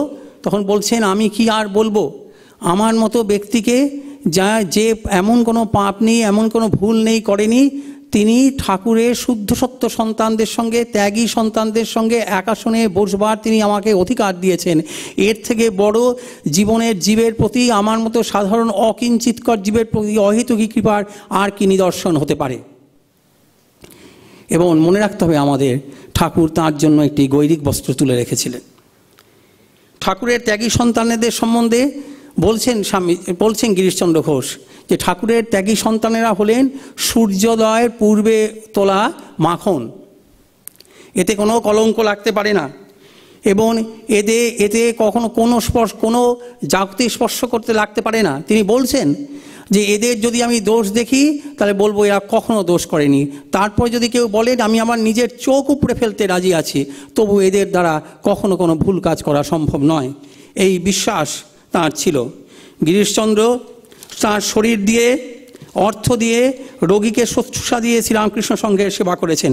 তিনি যতদিন বেঁচে ছিলেন তাঁর গৃহ ছিল রামকৃষ্ণ সংঘের সন্তান ভক্তদের আনন্দের স্থান। গিরিশচন্দ্র সমস্ত সময় নানানভাবে শ্রীরামকৃষ্ণের ভূমিকা বলতে চেয়েছেন। এখানে উল্লেখযোগ্য যে শ্রীরামকৃষ্ণ সম্বন্ধে তাঁর যে ভাবনা, তাঁর যে লেখা, সেটি প্রবন্ধ আকারে বেরিয়েছিল। প্রথমে উদ্বোধনে এপ্রিল 1905-এ, তারপর জন্মভূমি বলে একটি পত্রিকাতে 1909 সালে জুন জুলাই সংখ্যাতে। এইগুলোই পরবর্তীকালে স্বামী অশেষানন্দজি তিনি ইংরেজিতে অনুবাদ করে বেদান্ত অ্যান্ড দ্য ওয়েস্টে মার্চ এপ্রিলে 1953-তে প্রকাশ করেন। এবং সেটা আরেকটা এখানে উল্লেখযোগ্য কথা যে শঙ্করী প্রসাদ বসু এবং বিমল কুমার ঘোষ সম্পাদিত পুরনো বই, সেখানে ঠাকুর শ্রীরামকৃষ্ণ সম্বন্ধে এবং মা স্বামীজি সম্বন্ধে গিরিশচন্দ্রের লেখা কিছু প্রবন্ধ সেখানে উল্লিখিত আছে। আমরা যেটা বলছিলাম যে গিরিশচন্দ্র মহেন্দ্রনাথ দত্তকে বলছেন শ্রীরামকৃষ্ণ মহিমার কথা, বলছেন আমার কি অবস্থা হয়েছে জানো, আমার প্রকাণ্ড একটা মাথা কিন্তু শরীর অল্প। কি হচ্ছে এই ভাব বুঝবার মতো শক্তি আছে, বিচার করবার শক্তি আছে, ভাববার শক্তি আছে, কিন্তু জীবনে তা উপলব্ধি করে প্রতিফলিত করবার শক্তি নাই। পরক্ষণে আবার বললেন না না তা নয়, তাকে ধরে পড়ে আছি, আমার আর কোনো ভাবনা চিন্তার আবশ্যক নাই, তিনি আমার সব করে নেবেন। এই ছিলেন গিরিশচন্দ্র সমস্ত সময় ভেবেছেন যে শ্রীরামকৃষ্ণ আমার মূল কাণ্ডারি, তাই জীবনের নিজের শোক দুঃখ কষ্টকে তিনি পেয়েছেন। বুঝতে পারেননি প্রথম দিকে শ্রীরামকৃষ্ণের মহিমা, কিন্তু তিনি বুঝেছেন এবং তারপর তাঁর চরণে সমস্ত সমর্পণ করে দিয়েছেন।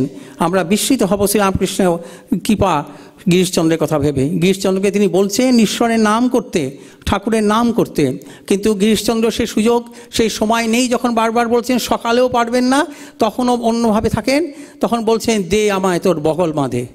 অর্থাৎ এই প্রথম সমস্ত অবতারত্বের জীব ইতিহাসে যে তিনি এই বদ্ধ মানুষকে, তিনি বদ্ধ নন, তিনি অবতার পার্শ্বদ, কিন্তু তার ভুলের, তার ভ্রান্তির, তার অপরাধের, তার জীবনের সমস্ত দায় গ্রহণ করলেন শ্রীরামকৃষ্ণ। বকলমা দেওয়া যে এত কঠিন, তাকে সর্বস্ব দেওয়ার যে এত কঠিন, গিরিশচন্দ্র পলে পলে বুঝলেন। এবং সেই যে আগের কথাটা বললাম যে তিনি ক্রমশ বুঝতে পারলেন যে তাঁর আর নিজের করার মতো কিছু নেই, সবই শ্রীরামকৃষ্ণতে অর্পিত হয়েছে। গিরিশচন্দ্র বলেছেন যে আমরা জানি গিরিশচন্দ্রের জীবনের সর্বাপেক্ষা বড় ঘটনা ঠাকুরের সঙ্গে কি, সেটি আমরা একটু পরে বলবো। কিন্তু তিনি গিরিশচন্দ্র শুধু শ্রীরামকৃষ্ণ এবং মা, স্বামীজি এবং ঠাকুরের পার্শ্বদের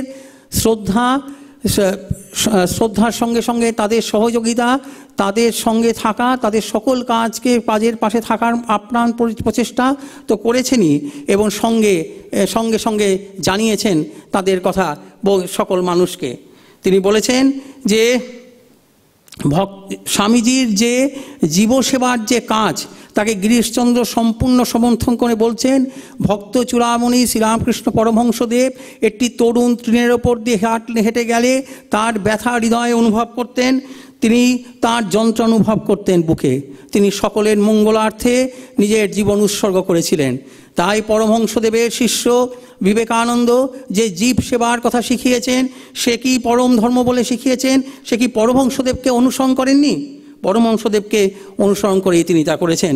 বলেছেন তিনি বঙ্গীয় যুবকগণের প্রতি স্বামীজির কথা বলতে গিয়ে যে স্বামীজি বঙ্গীয় যুবকগণের জন্য একটি বিশেষ জিনিস রেখে গেছেন, একটি অমূল্য সম্পদ, অমূল্য রত্ন, অমূল্য ধন রেখে গেছেন। সেটি কি? বলছেন তিনি সন্ন্যাসী, তিনি কোনো প্রতিষ্ঠা রেখে যাননি, মান যশ রেখে যাননি, তিনি সর্বত্যাগী। তিনি আমাদের মতো সাধারণ গৃহী ব্যক্তিরা যা আশা করে সেটি তার আকাঙ্ক্ষা ছিল না। তিনি রেখে গেছেন প্রেম। সেই প্রেম সর্বজীবে অকাতর যে প্রেম তিনি রেখে গেছেন আমাদের সকলের জন্য, এই প্রেম তার মহাদান। স্বামীজির কথা বলেছেন বারবার গিরিশচন্দ্র, অর্থাৎ তিনি তার জীবন দিয়ে বুঝিয়েছেন যে অহেতুকী কৃপা শ্রীরামকৃষ্ণের মাধ্যমে পরশমণির স্পর্শে কীভাবে তিনি সোনা হয়ে উঠেছেন।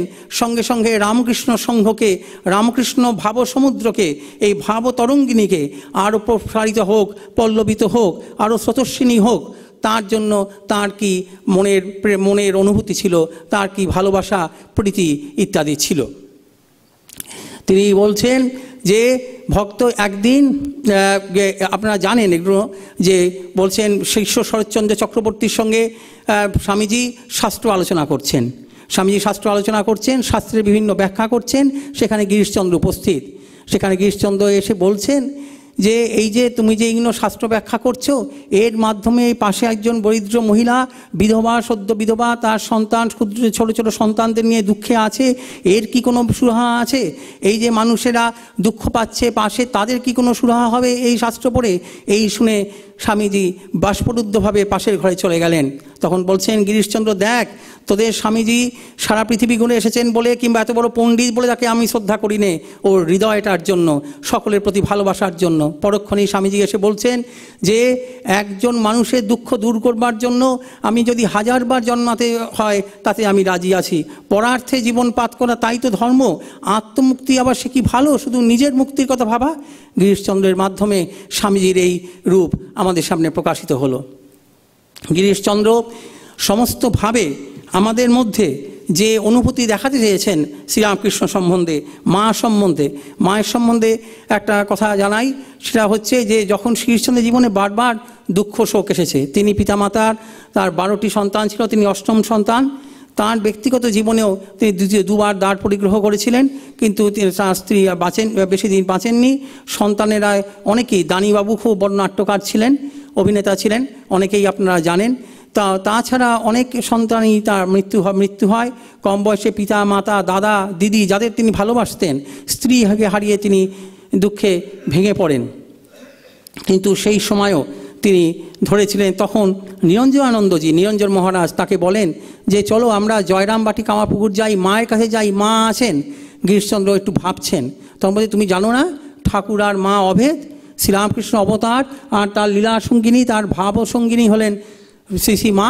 তখন গেলেন, গিয়ে কামারপুকুরে গেলেন, জয়রামবাটিতে গেলেন গিরিশচন্দ্র সঙ্গে নিরঞ্জন মহারাজ। বলছেন যে মাকে দেখেছেন? মাকে আগেও দেখেছিলেন স্বপ্নে, সেটা তো আছেই, কিন্তু মাকে দেখে বলছেন যে মা তুমি কি আমার পাতানো মা? মা তার উত্তর দিচ্ছেন দৃঢ়কণ্ঠে, আগামী ভাবি সমস্ত ভক্তদের জন্য আমাদের সকলকে পরম আশ্বাসবাণী স্বরূপ গিরিশচন্দ্রকে বলছেন আমি তোমাদের সত্যিকারের মা। গিরিশচন্দ্রের মধ্যে দিয়ে মায়ের এই অশেষ দয়ার কথা প্রকাশিত হয়েছিল। গিরিশচন্দ্র স্বামীজির কথা বলছেন নানানভাবে, স্বামীজির কথা বলছেন মহামায়া দুটি রজ্জু নির্মাণ করেছিলেন। একটি রজ্জু, মায়া রজ্জু যত বড় করেন, স্বামীজি আরও বড় হয়ে সেই রজ্জুকে অতিক্রম করেন। আরেকটি রজ্জুর গিঁট যত ছোট করেন, নাগ মহাশয় আরও ছোট হয়ে সেই গিঁট থেকে বেরিয়ে আসেন। মহামায়া এই দুজনকে বন্ধন করতে পারেননি। যখন 1907 সালে মা বলরাম মন্দিরে গিয়ে থাকেন, তখন মা গিরিশ ভবনে গেছিলেন। গিরিশচন্দ্রের বাড়িতে গিয়ে দুর্গোৎসবে উপস্থিত থেকে শ্রী গিরিশচন্দ্রকে কৃতকৃতার্থ করেছিলেন। গিরিশচন্দ্রের কাছে শ্রীরামকৃষ্ণ, মা, স্বামীজি অভেদ। গিরিশচন্দ্র বলছেন তার জীবনের সমস্ত কিছুর পেছনে হলেন শ্রীরামকৃষ্ণের দয়া। তখন বলছেন, আমার মতো একজন বাউন্ডুলে তাকে যে তিনি এইখানে রয়েছেন এ সম্ভব তাঁর অহেতুকী কৃপা। তিনি এবার এসেছেন অহেতুকী দয়া কৃপা করতে। আর গিরিশচন্দ্র কী করেছেন? সম্পূর্ণভাবে তার কাছে আত্মসমর্পণ করেছেন। তার আগে পরীক্ষা হয়েছেন, বীরে পরীক্ষা করেছেন। তার আগে প্রশ্ন হয়েছে নিজের মনে, বারবার ভেবেছেন, কিন্তু তারপর বুঝেছেন প্রথমবার, দ্বিতীয়বার, চতুর্থবার, পঞ্চমবার, ষষ্ঠবার, তখন গিয়ে দেখেছেন যে শ্রীরামকৃষ্ণই সব। এবং ধীরে ধীরে বুঝেছেন। একটা কথা শোনা যায় যে কেউ বলেছেন যে যখন গেছেন একদিন গিরিশচন্দ্র গঙ্গার তীরে গিয়ে মুখে বিড়বিড় করে কি যেন বলছেন কি পাপ করেছেন এই করে গঙ্গা স্পর্শ করবেন এইসব ভাবছেন। তারপর মুখে নিজে বলছে আমার আবার পাপ, এ মুখে শ্রীরামকৃষ্ণ নাম উচ্চারণ হয়েছে, এ শরীরের আবার পাপ কি, এ শরীর সোনা হয়ে গেছে। মহেন্দ্রনাথ দত্তকে বলছেন, মহেন্দ্রনাথ গুপ্তকে একদিন বলছেন যে জানো আমার না কয়েক ঘা মারো তো আমাকে। মহেন্দ্রনাথ গুপ্ত হেসে বলছে, কেন আপনাকে মারবো কেন? বলে না মারো আমাকে কয়েক ঘা মারো। বলে কেন? বলছে আমি কিনা ভাবছি আমার কি হবে, আমার সঙ্গে তিনি আছেন, আমার আবার মৃত্যুর পরে কি হবে, তিনি আছেন না।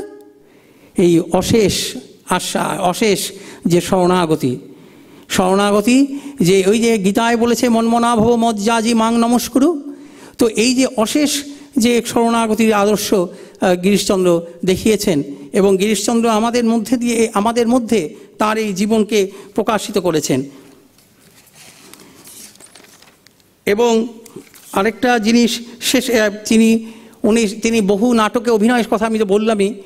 প্রেমানন্দজি মহারাজ ওর কথা বলছেন 1909-10 সালে গিরিশচন্দ্র গিয়ে কাশী সেবাশ্রমের পাশে একটি ঘর ভাড়া করেছিলেন। সেখানে প্রায় 4 মাস ছিলেন।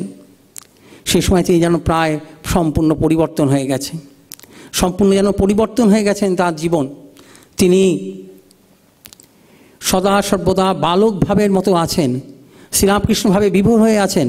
ওখানে বসে তিনি শঙ্করাচার্য নাটক রচনা করেন, একদম শ্রীরামকৃষ্ণভাবে ভাবিত। এই জীবনের পুরো পরিবর্তন। তিনি ভৈরব, তিনি চিহ্নিত পার্ষদ, তো তাঁর জীবনের রূপান্তর আগামী 1500 বছরের সমস্ত ভক্তকুলের জন্য এই ভাব সাম্রাজ্যকে বিকশিত করবার পথের এক নূতন মহা আলোকবর্তিকা তিনি বলছেন। স্বামী প্রেমানন্দজি মহারাজ বলছেন শুধু ঠাকুরের কথা, একদম বালক স্বভাব হয়েছিলেন, অন্য কোনো ভাবনা নেই। এই গিরিশের জীবনে কথা বাবুরাম মহারাজ বলেছেন, পরশ পাথর ছুঁয়ে যেন সোনা হয়ে গেছেন গিরিশচন্দ্র। বেশি বয়সে 1911 সালে তিনি হাঁপানির রোগে ছিলেন আক্রান্ত। তিনি অসুস্থ হয়ে পড়েন এবং তিনি সেই অসুস্থ অবস্থায় অভিনয় যখন করতেন, তাঁরই মাধ্যমে তার স্বামী এসেছিলেন 1884 খ্রিস্টাব্দে 21শে সেপ্টেম্বর শ্রীরামকৃষ্ণ চৈতন্য লীলা দেখতে আসেন। সেখানে নটি বিনোদিনী দাসী শ্রীরামকৃষ্ণ করুণা পান, শ্রীরামকৃষ্ণ দয়া পান। শ্রীরামকৃষ্ণ শরীর যাবার আগেও কাশীপুরের বিনোদিনী এসেছিলেন সাহেবের বেশে, সেখানেও তার দয়া, তার করুণা তিনি পেয়েছেন এবং তিনি নিমাইয়ের অভিনয় করেছিলেন। আরেকটি গিরিশচন্দ্রের অবদান হলো যে এই যে তাঁদের এই যে সমস্ত নটিদের সময় তখন অন্য কথা ভাবনা ছিল, কিন্তু এই মাতৃজাতিকে নিয়ে আসা এবং ভগবান শ্রীরামকৃষ্ণ যে নারী কল্যাণের জন্য, জীব উদ্ধারের প্রধান, যে মাতৃজাতিকে সম্মানের জন্য, মাতৃজাতির পূজার জন্য তিনি এসেছিলেন, এইটি বোঝাবার জন্য শ্রীরামকৃষ্ণ তাদের সমস্ত মা বলে, আনন্দময়ী বলে তাদের তিনি সম্ভাষণ করেছেন, তাদের আশীর্বাদ করেছেন, তাদের চৈতন্য হোক এই কথা জানিয়েছেন। আর শ্রীরাম তাঁর জীবনের সবচেয়ে বড় যে জিনিস পরিলক্ষিত হয় সেটা কি না, 1886 খ্রিস্টাব্দের 1 জানুয়ারি, যেদিন শ্রীরামকৃষ্ণ কর্কট রোগে আক্রান্ত হয়ে অত্যন্ত অসুস্থ, তার শরীর অত্যন্ত খারাপ, এরকম শোনা যায় তাকে কাত করে দিতে হয়। এমতো অবস্থায় 1886 খ্রিস্টাব্দে 1 জানুয়ারি তিনি নিজে উঠে বসলেন, উঠলেন, গায়ে কাপড় দিলেন, গায়ে একটি কোট, মাথায় একটি টুপি দিয়ে নিচে নামছেন। নিচে নেমে তিনি দর্শন দিচ্ছেন। তিনি নিচে নামছেন, নেমে বাগান পর্যন্ত এলেন। তখন বাগানে গিরিশ এবং গিরিশচন্দ্রের সঙ্গে আর কয়েকজন ভক্ত উপস্থিত ছিলেন। গিরিশ ক্যাম্বিসের জুতো পরে ঠাকুর ধীরে ধীরে পায় সেই আম্রবৃক্ষতলে এসে দাঁড়িয়েছেন। গিরিশচন্দ্র ভাবছেন কি ঠাকুর নেমে এসেছেন, তারাও তাই গেছেন ধীরে ধীরে পদে শ্রীরামকৃষ্ণের কাছে। শ্রীরামকৃষ্ণ বলছেন, অদ্ভুত করার প্রশ্ন করছেন এবং সেই প্রশ্নের উত্তর আমাদের সকলের জন্য মহা আশীর্বাদ। তিনি বলছেন, আচ্ছা গিরিশ, এই যে তুমি সকলকে বলে বেড়াও অর্থাৎ তাঁর অবতারত্ব সম্বন্ধে, তুমি কি বুঝেছ বা জেনেছ? তার উত্তরে গিরিশ তার প্রশ্নের উত্তরে গিরিশ যে উত্তর দিলেন যে ব্যাস বাল্মীকি। ব্যাস কার কথা বলেছেন? ব্যাস বলেছেন সেই গীতং শান্তং মধুরমপি যসিংহনাদং জাগর্য, তাঁর কথা বলেছেন, শ্রীকৃষ্ণের কথা বলেছেন। আর বলেছেন বাল্মীকি কার কথা বলেছেন? নীলাম্বুজ শ্যামল কোমলাঙ্গং সীতা সমারোপিত বামভাগং পানৌ মহাশায়ক চারুচাপং নমামি রামং রঘুবংশনাথম। সেই তিনি তাঁর কথা বলে তারা হত্যা করতে পারেননি সেই মহাকবি ব্রহ্মজ্ঞ ঋষিগণ। আমি ক্ষুদ্র জীব কি বলবো? এতে শতধারে উৎসারিত হয়ে উঠল শ্রীরামকৃষ্ণ করুণা, শ্রীরামকৃষ্ণ দয়া, শ্রীরামকৃষ্ণ প্রেম এবং করুণা আমাদের সমস্ত জীবের প্রতি।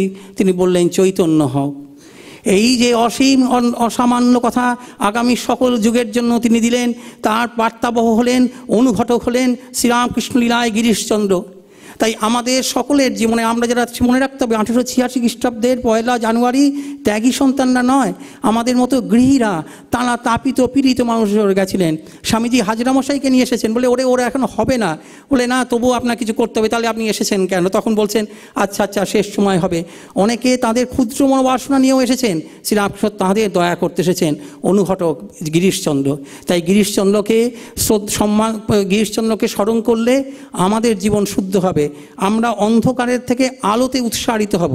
সেই জন্যেই আমরা তখন সত্যি বলতে পারবো তমসমা জ্যোতির্গময় অসতমা সদ্গময়। নমস্কার। একেবারে সন্নিবদ্ধ একটি ভাষণ।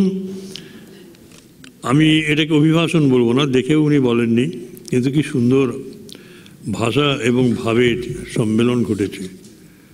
আমরা খুব আনন্দিত। উনি সাহিত্য জগতের মানুষ, সাহিত্য নিয়ে শুরু করেছিলেন। আমরাও বলি যে তার প্রতিভার, নাট্য প্রতিভা এবং সঙ্গীত প্রতিভার যদি যথার্থ মূল্যায়ন হতো তাহলে কি হতো। একজন ইংরেজ মহিলা, বিদুষী মহিলা গ্রে হ্যালক, তিনি বলছেন যে গিরিশচন্দ্রের নাট্য সাহিত্য এবং সঙ্গীত মানে সঙ্গীত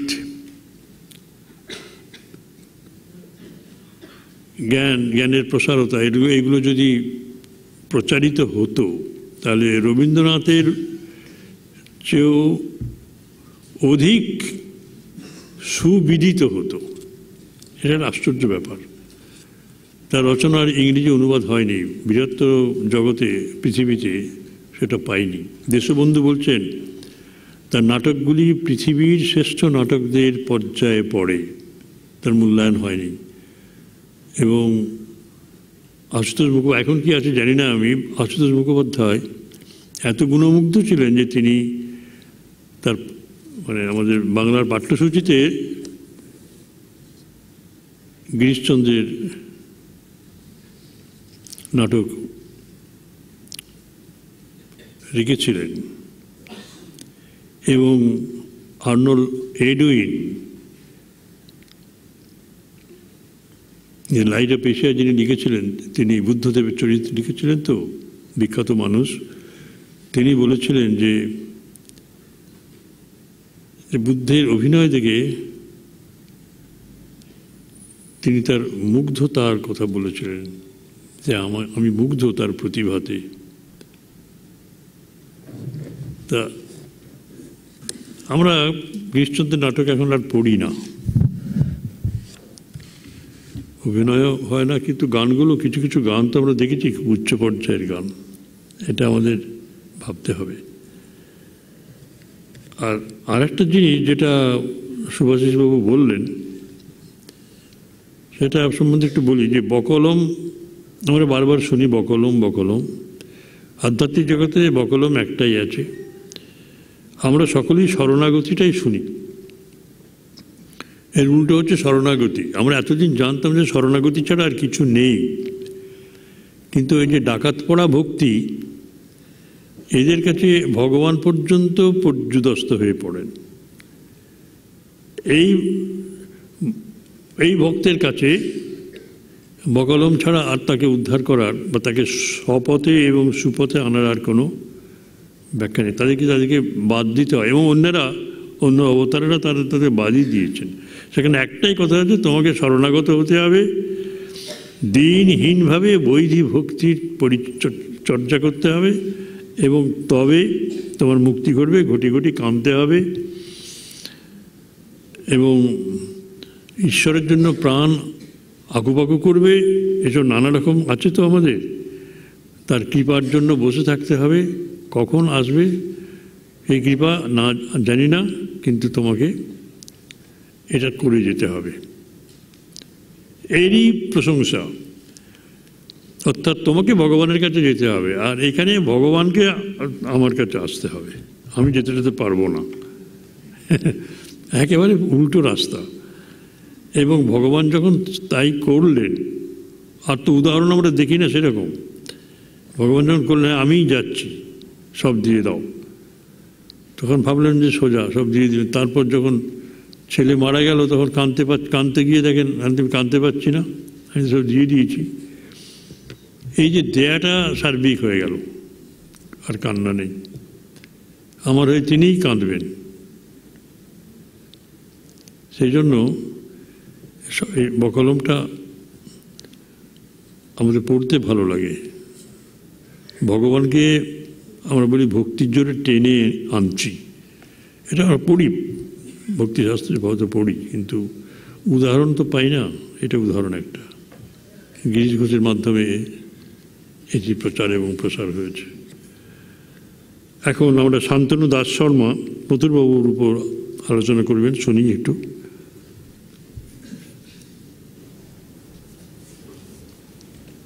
আর আপনাদের বলে রাখি, আমার বক্তৃতা আর হবে না আলাদা, অতএব এনার বক্তৃতাতেই শেষ হয়ে যাবে। যদি কিছু বক্তব্য থাকে বলবো, চেষ্টা করব, প্রয়োজন হবে না। সুতরাং আমরা 7টাতেই শেষ করতে চাই। ওম স্থাপকায় চ ধর্মস্ব সর্বধর্মস্বরূপিণে অবতার বরিষ্ঠায় রামকৃষ্ণায় তে নমঃ। শ্রদ্ধেয় স্বামী সুপর্ণানন্দজি মহারাজ, এই ইনস্টিটিউটের সম্পাদক, উপস্থিত সকলকে আমি যথাযোগ্য প্রণাম, সম্মান, নমস্কার জানিয়ে আমরা আলোচনা করব মথুরবাবুর জীবন। গিরিশ ঘোষের যে কথা দিয়ে সুভাষিসদা শেষ করলেন, ব্যাস বাল্মীকি যার ইয়ত্তা করতে পারেন না, আমি আর তার সম্পর্কে কি বলবো। তার থেকে প্রমাণ হলো শ্রীরামকৃষ্ণ অবতার, এবং তিনি রাম ও কৃষ্ণের অবতার। কথামৃতে একটা কথা আছে, ঠাকুর বলছেন, যখন জমিদার কোনো কর্মচারীর বাড়ি যান, তখন আগে থেকে বোঝা যায় সেখানে সমস্ত পরিষ্কার টরিষ্কার হয়। বাবুই হয়তো শতরঞ্জি পাঠিয়ে দিলেন, বাবু আসছেন। তেমনি অবতার এসছেন, অবতার আসার সময় বা আসার আগে সেই পরিবেশটাকে তৈরি করে দিয়েছেন, তিনি নিজেই করে দিয়েছেন, তিনি সমস্ত নিয়ে এসেছেন। আমরা এগুলো জানি, আছে সব। এখন এই রামকৃষ্ণ অবতার, এই অবতারকে চিনল কে? খুব বেশি লোক চেনেনি। চিনেছিলেন মথুরবাবু। কিভাবে চিনেছিলেন আমরা এই আলোচনা যখন করব, আস্তে আস্তে আমরা দেখব। মথুরবাবুর সম্পর্কে আমরা একটু প্রথমে বলে নিই। মথুরবাবুর জন্ম বিথারি গ্রামে। বাবা জয়নারায়ণ বিশ্বাস। এদের পূর্বপুরুষরা প্রথমে ছিলেন দাস সিংহ, পরবর্তীকালে এরা চেঞ্জ হয়ে হালদার হয়েছিলেন। এদের এক পূর্বপুরুষ শ্রীহরি হালদার, তিনি কৃষ্ণনগরের রাজপরিবারে খুব বিশ্বস্ততার সঙ্গে তাদের নায়েবি করার জন্যে বিশ্বাস উপাধি পান এবং পরবর্তীকালে এরা এই বিশ্বাস উপাধি এর পরবর্তী তারা ব্যবহার করেছিলেন। মথুরানাথ বিশ্বাস জয়নারায়ণ বিশ্বাসের কনিষ্ঠ পুত্র। জয়নারায়ণ বিশ্বাস মথুরানাথ বিশ্বাসকে কলকাতায় হিন্দু কলেজে শিক্ষার জন্য পাঠিয়েছিলেন। তার দুই সন্তানকে একসঙ্গে পাঠিয়েছিলেন। তৃতীয় সন্তান প্রাণকৃষ্ণ বিশ্বাস আর কনিষ্ঠ সন্তান মথুরানাথ বিশ্বাস। রানী রাসমণি তার তৃতীয়া কন্যা করুণাময়ীর বিবাহের জন্য পাত্র দেখতে গিয়ে এদের সন্ধান পায় এবং প্রাণকৃষ্ণের সঙ্গে তার বিবাহের কথাবার্তা হয়। কিন্তু রানী রাসমণিরা ছিলেন কুলীন ছিলেন না, আর এরা ছিলেন মাহিষ্য কুলীন। তো এই কুলীন থাকবে মানে কুলীনের সঙ্গে বিবাহ করবেন না বলে প্রাণকৃষ্ণ এই বিবাহে অসম্মত হন। রানী রাসমণি তখন মথুরবাবুকে পাত্র হিসাবে চিহ্নিত করেন। রানী রাসমণি ঠিক রত্ন চিনেছিলেন। প্রমাণ আমরা কিভাবে পেলাম, যখন বিবাহের পর বৌভাতের অনুষ্ঠান করেছেন বিথারি গ্রামে, কিন্তু ওনাদের যারা আত্মীয় ছিলেন তারা যেহেতু কুলীন ব্রাহ্মণ এবং এই কুলীন কায়স্থ কুলীন মাহিষ্য, কায়স্থ ছিলেন রানী রাসমণি, কুলীন মাহিষ্য, সেই জন্য এরা কায়স্থের বাড়িতে যাবে না। সেই ছোট বয়সে মথুরবাবু খুব সুন্দর বুদ্ধি করলেন। তিনি বললেন, যারা বৌভাতে আসবে তখনকার দিনে প্রত্যেককে 16 আনা করে দেওয়া হবে, একটা করে রূপোর টাকা দেওয়া হবে। তখন সবাই সব বিভেদ ভুলে সেই বৌভাতে অংশগ্রহণ করলেন। অর্থাৎ রানী রাসমণি ঠিক সময়ে ঠিক লোককে চিনে নিয়েছিলেন এবং পরবর্তীকালে করুণাময়ীর মৃত্যুর পর রানী রাসমণি মথুরবাবুর সঙ্গে তার কনিষ্ঠা কন্যা ছোট কন্যা জগদম্বার বিবাহ দেন, যাতে এই সম্পর্কটা ঠিক থাকে। রাজচন্দ্রের মৃত্যুর পর রানী রাসমণি এই বিপুল সম্পত্তির অধিকারিণী হলেন। এই বিপুল সম্পত্তি তাকে চালিয়ে নিয়ে যাওয়ার জন্যে তিনি তার জামাতাদের সহায়তা নিয়েছিলেন এবং সবচেয়ে বেশি সহায়তা যিনি করেছিলেন, যার ওপর রানী রাসমণি সমস্তভাবে নির্ভর করেছিলেন, তিনি মথুরবাবু। আরও একটি খুব সুন্দর ঘটনা পাওয়া যায়। রানী রাসমণি তখন সদ্য বিধবা হয়েছেন। প্রিন্স দ্বারকানাথ ঠাকুর, তিনি রাজচন্দ্রের বন্ধু ছিলেন। তো তিনি একজন বিধবা এত বড় সম্পত্তি চালাবেন কি করে, এইসব ভেবে তার নিজেরও হয়তো কিছু ইন্টারেস্ট ছিল আর কি।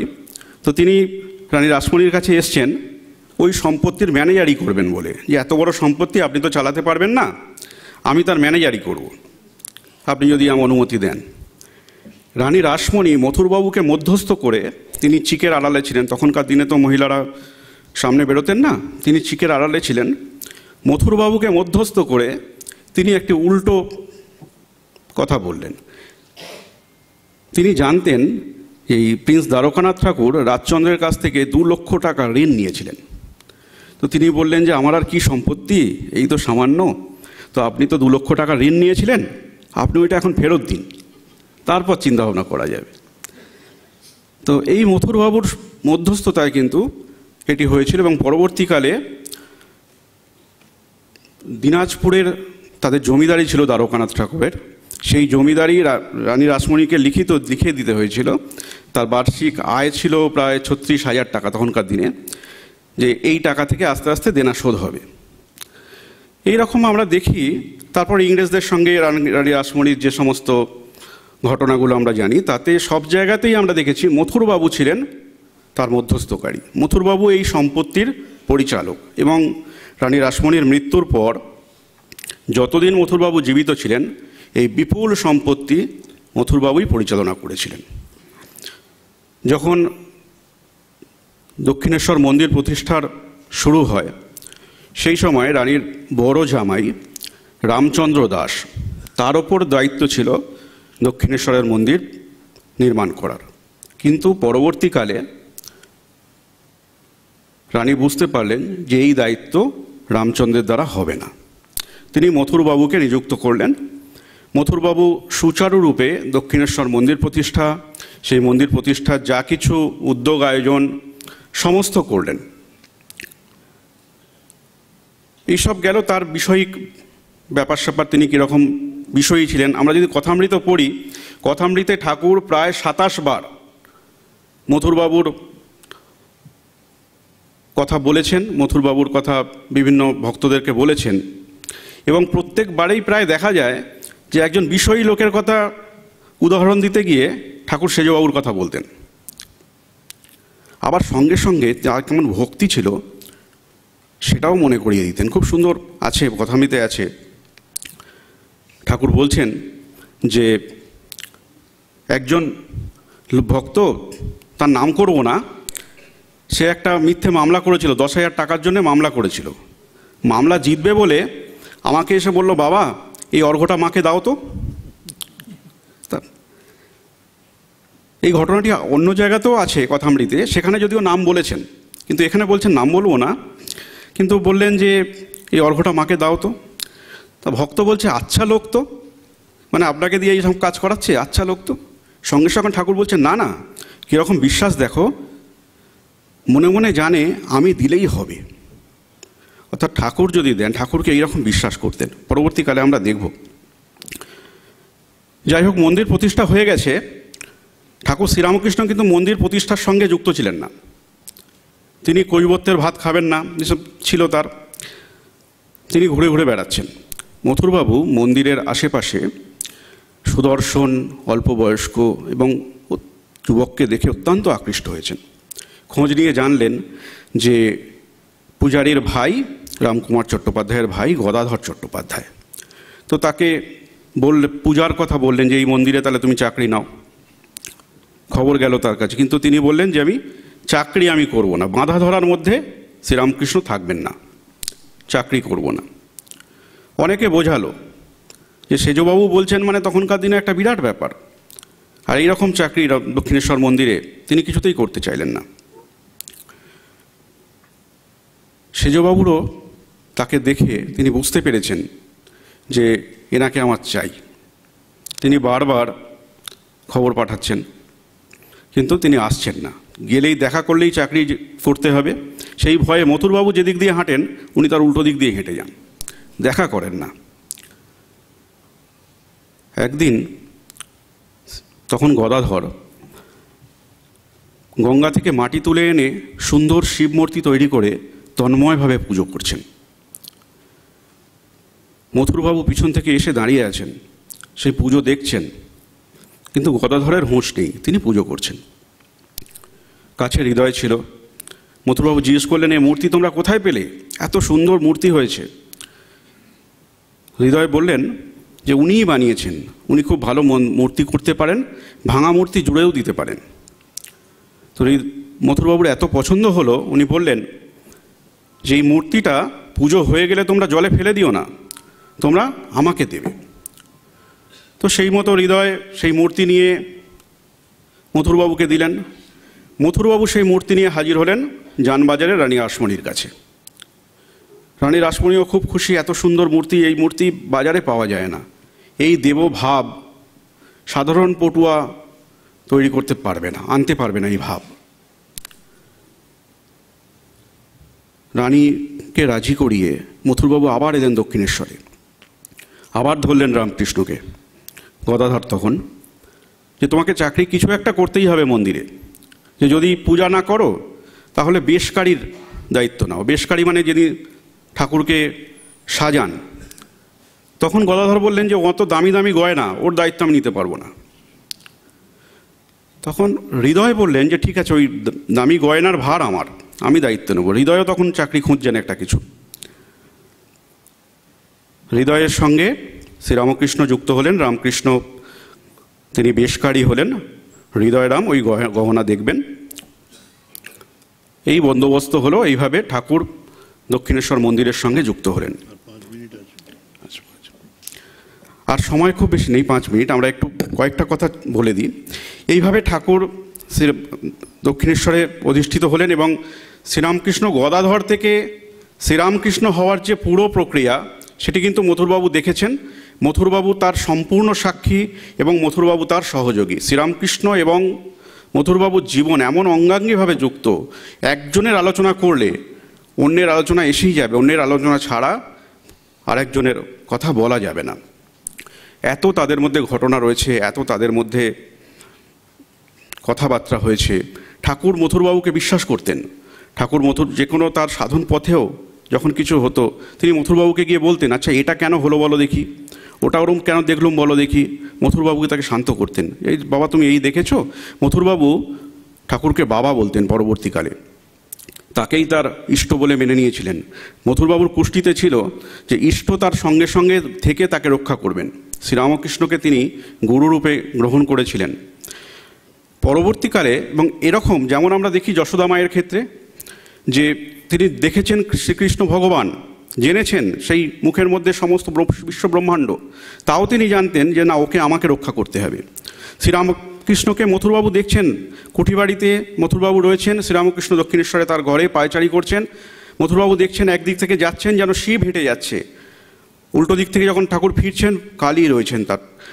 মথুরবাবু প্রথমে ভাবলেন ভুল দেখছি, তিনি চোখ কচলে আবার দেখলেন যখন শ্রীরামকৃষ্ণ সামনে দিয়ে হেঁটে যাচ্ছেন শিব, আবার ঘুরে আসছেন কালী। মথুরবাবু সব দেখেছেন, কিন্তু তবু মথুরবাবু তার সারা জীবন ধরে 14 বছর শ্রীরামকৃষ্ণের সেবা করেছেন। শ্রীরামকৃষ্ণকে তার সাধন পথে সমস্ত রকম সহযোগিতা করেছেন। সব রকমভাবে শ্রীরামকৃষ্ণ বাতিক ছিল, কোনো বড় সাধক দেখতে যাব, চলো ভগবান দাসকে দেখতে যাব, দেবেন্দ্রনাথ ঠাকুর দেখতে যাব। মথুরবাবু অনেক সব জায়গাতে নিয়ে গেছেন। কত জায়গায় তিনি অপমানিত হয়েছেন, তারপরেও তিনি নিয়ে গেছেন। দীননাথ মুখার্জি তার বাড়িতে ঠাকুর বললেন, দীননাথ মুখার্জি ঈশ্বরের কথা বলে, তাকে দেখতে যাব। মথুরবাবু নিয়ে গেছেন। বিরাট মানুষ, জানবাজারের জমিদার, বিরাট গাড়িতে গেছেন, তাদের বাড়িতে বসতে দেওয়ার জায়গা নেই। সেই দিন আবার তাদের বাড়িতে উপনয়ন হচ্ছে তার ছেলের, হই হই ব্যাপার।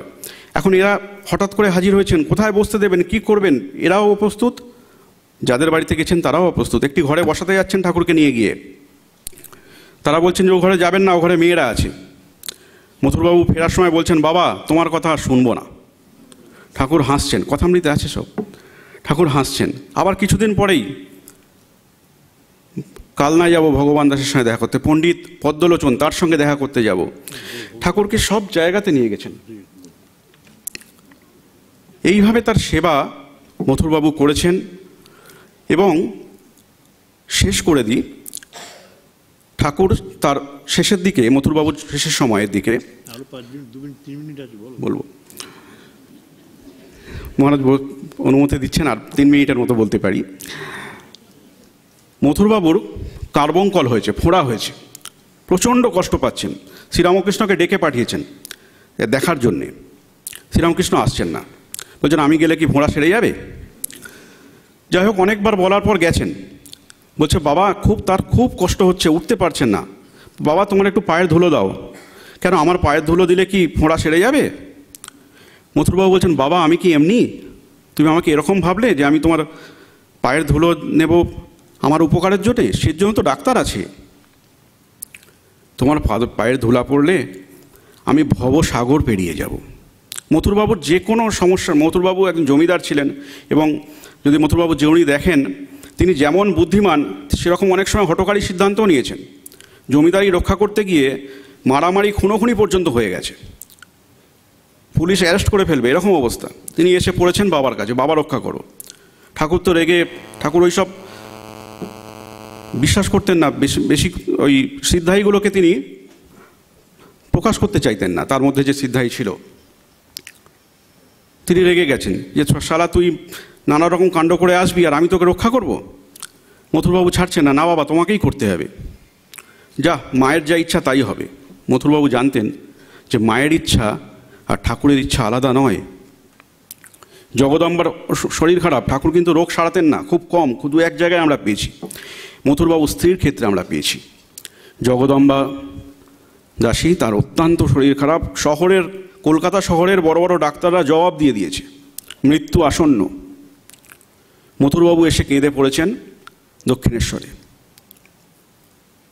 প্রথমে শ্রীরামকৃষ্ণ কিছু বলতে চাননি, তারপর তার মথুরবাবু শ্রীরামকৃষ্ণের ভক্ত, শুধু ভক্ত নয়, তার এত অন্তরঙ্গ, শ্রীরামকৃষ্ণ স্থির থাকতে পারেননি, বললেন যা রোগ সেরে যাবে।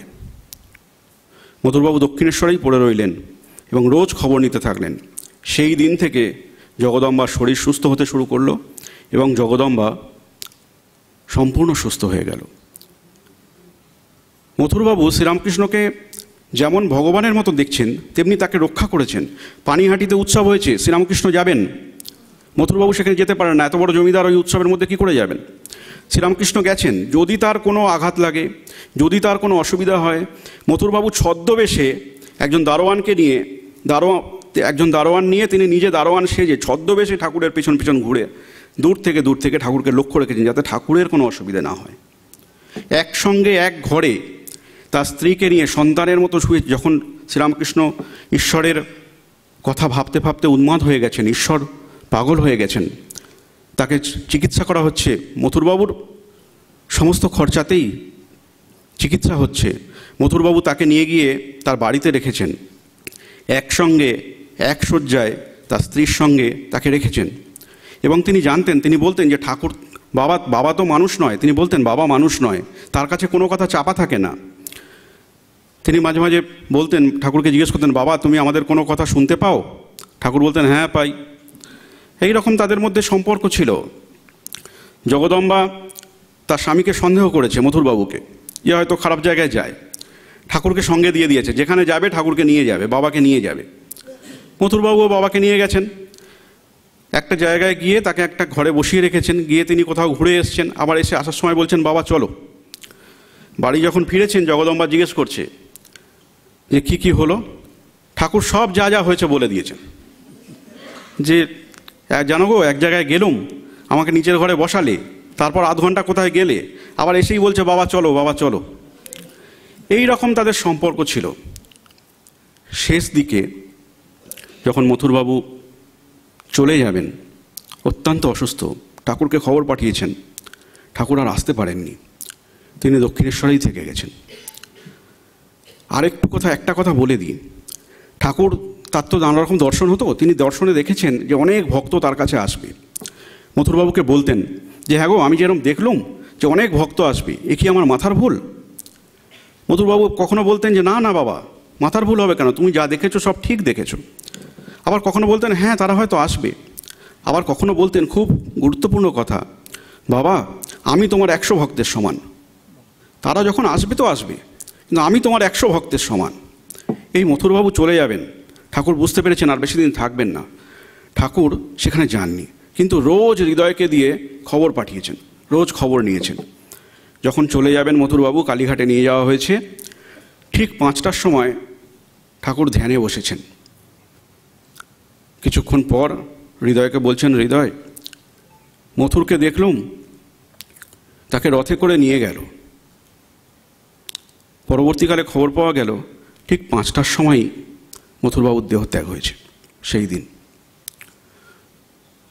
ওং স্থাপকায় চ ধর্মস্য সর্বধর্মস্বরূপিণে অবতার বরিষ্ঠায় রামকৃষ্ণায় তে নমঃ। জয় মা।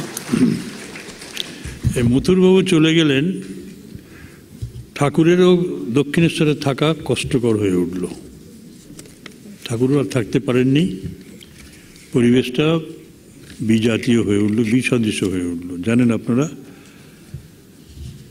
সে এক করুণ কাহিনী। অন্যান্য ভক্তদের চাঁদার উপর নির্ভর করে তার জীবন কেটেছে শেষের দিকে। সে ভক্তদের মধ্যেও দলাদলি, টাকা পয়সা খরচ হয়ে যাচ্ছে বেশি, বলে একজন মাত্র বালক ভক্ত থাকবে রাত্রেবেলা, সবাই মিলে এসে থাকলে পরে খরচ বেড়ে যাচ্ছে, এইরকম ভাগাভাগি। ঠাকুর ওদের ডেকে বললেন, তোরা আমাকে কোথাও নিয়ে চল, অন্য জায়গায় ভিক্ষে করে খাওয়াবি। এবং তারা ভিক্ষেতেও বেরিয়ে পড়লেন, তাদের এত জেদ। অভেদানন্দজি বলছেন, আমরা মায়ের কাছে গেলাম, মা ভিক্ষা দিলেন। তারপর সেই ভিক্ষান্বয়নে ঠাকুরকে দেয়া হলো। তারপর আবার রামদত্ত এরা সব বসলেন। মথুরবাবু না থাকলে দক্ষিণেশ্বরে থাকা হবে না, যাবে না। তার যারা পুত্র তারা এসব মানে না। এবং পরবর্তীকালে স্বামী বিবেকানন্দ ঢুকতে পেলেন না এবং বললেন স্বামীজি যে ওটা পারিবারিক প্রতিষ্ঠান, তাদের নিয়মে যদি আটকে যায় তারা আটকাতেই পারে আমাকে। বিদেশ থেকে এসছেন, প্রায়শ্চিত্ত করেননি। এবং রামকৃষ্ণ মিশনের সাধুরা মন্দিরে ঢুকতে পারত না, এখনও পারে না, দেয় না ওরা, এটা সব জানেন। মথুরবাবু থাকলে পরে অন্যরকম হতো সব ব্যাপারটাই। তাই মথুরবাবুর এই ভূমিকা সুভাষিসবাবু সুন্দর, শান্তনুবাবু সুন্দর বলেছেন যে পরিবেশটা রচিত হয়ে থাকে। উনি যেখানে যাবেন পরিবেশ রচিত হলো সেইভাবে। তাকে দেখভাল করার জন্য মন্দির হলো, এরা সব এলেন, মথুরবাবু এরা, তার রক্ষণাবেক্ষণ হলো, সবই শ্রীরামকৃষ্ণের জন্য। তা আমি আমার শ্রদ্ধা, প্রীতি এবং কৃতজ্ঞতা জানাচ্ছি আপনাদের সকলকে, বিশেষ করে যাদের অর্থানুকূল্যে এই আজকে বক্তৃতাগুলি অনুষ্ঠিত হলো তাদেরকেও। জয় মা।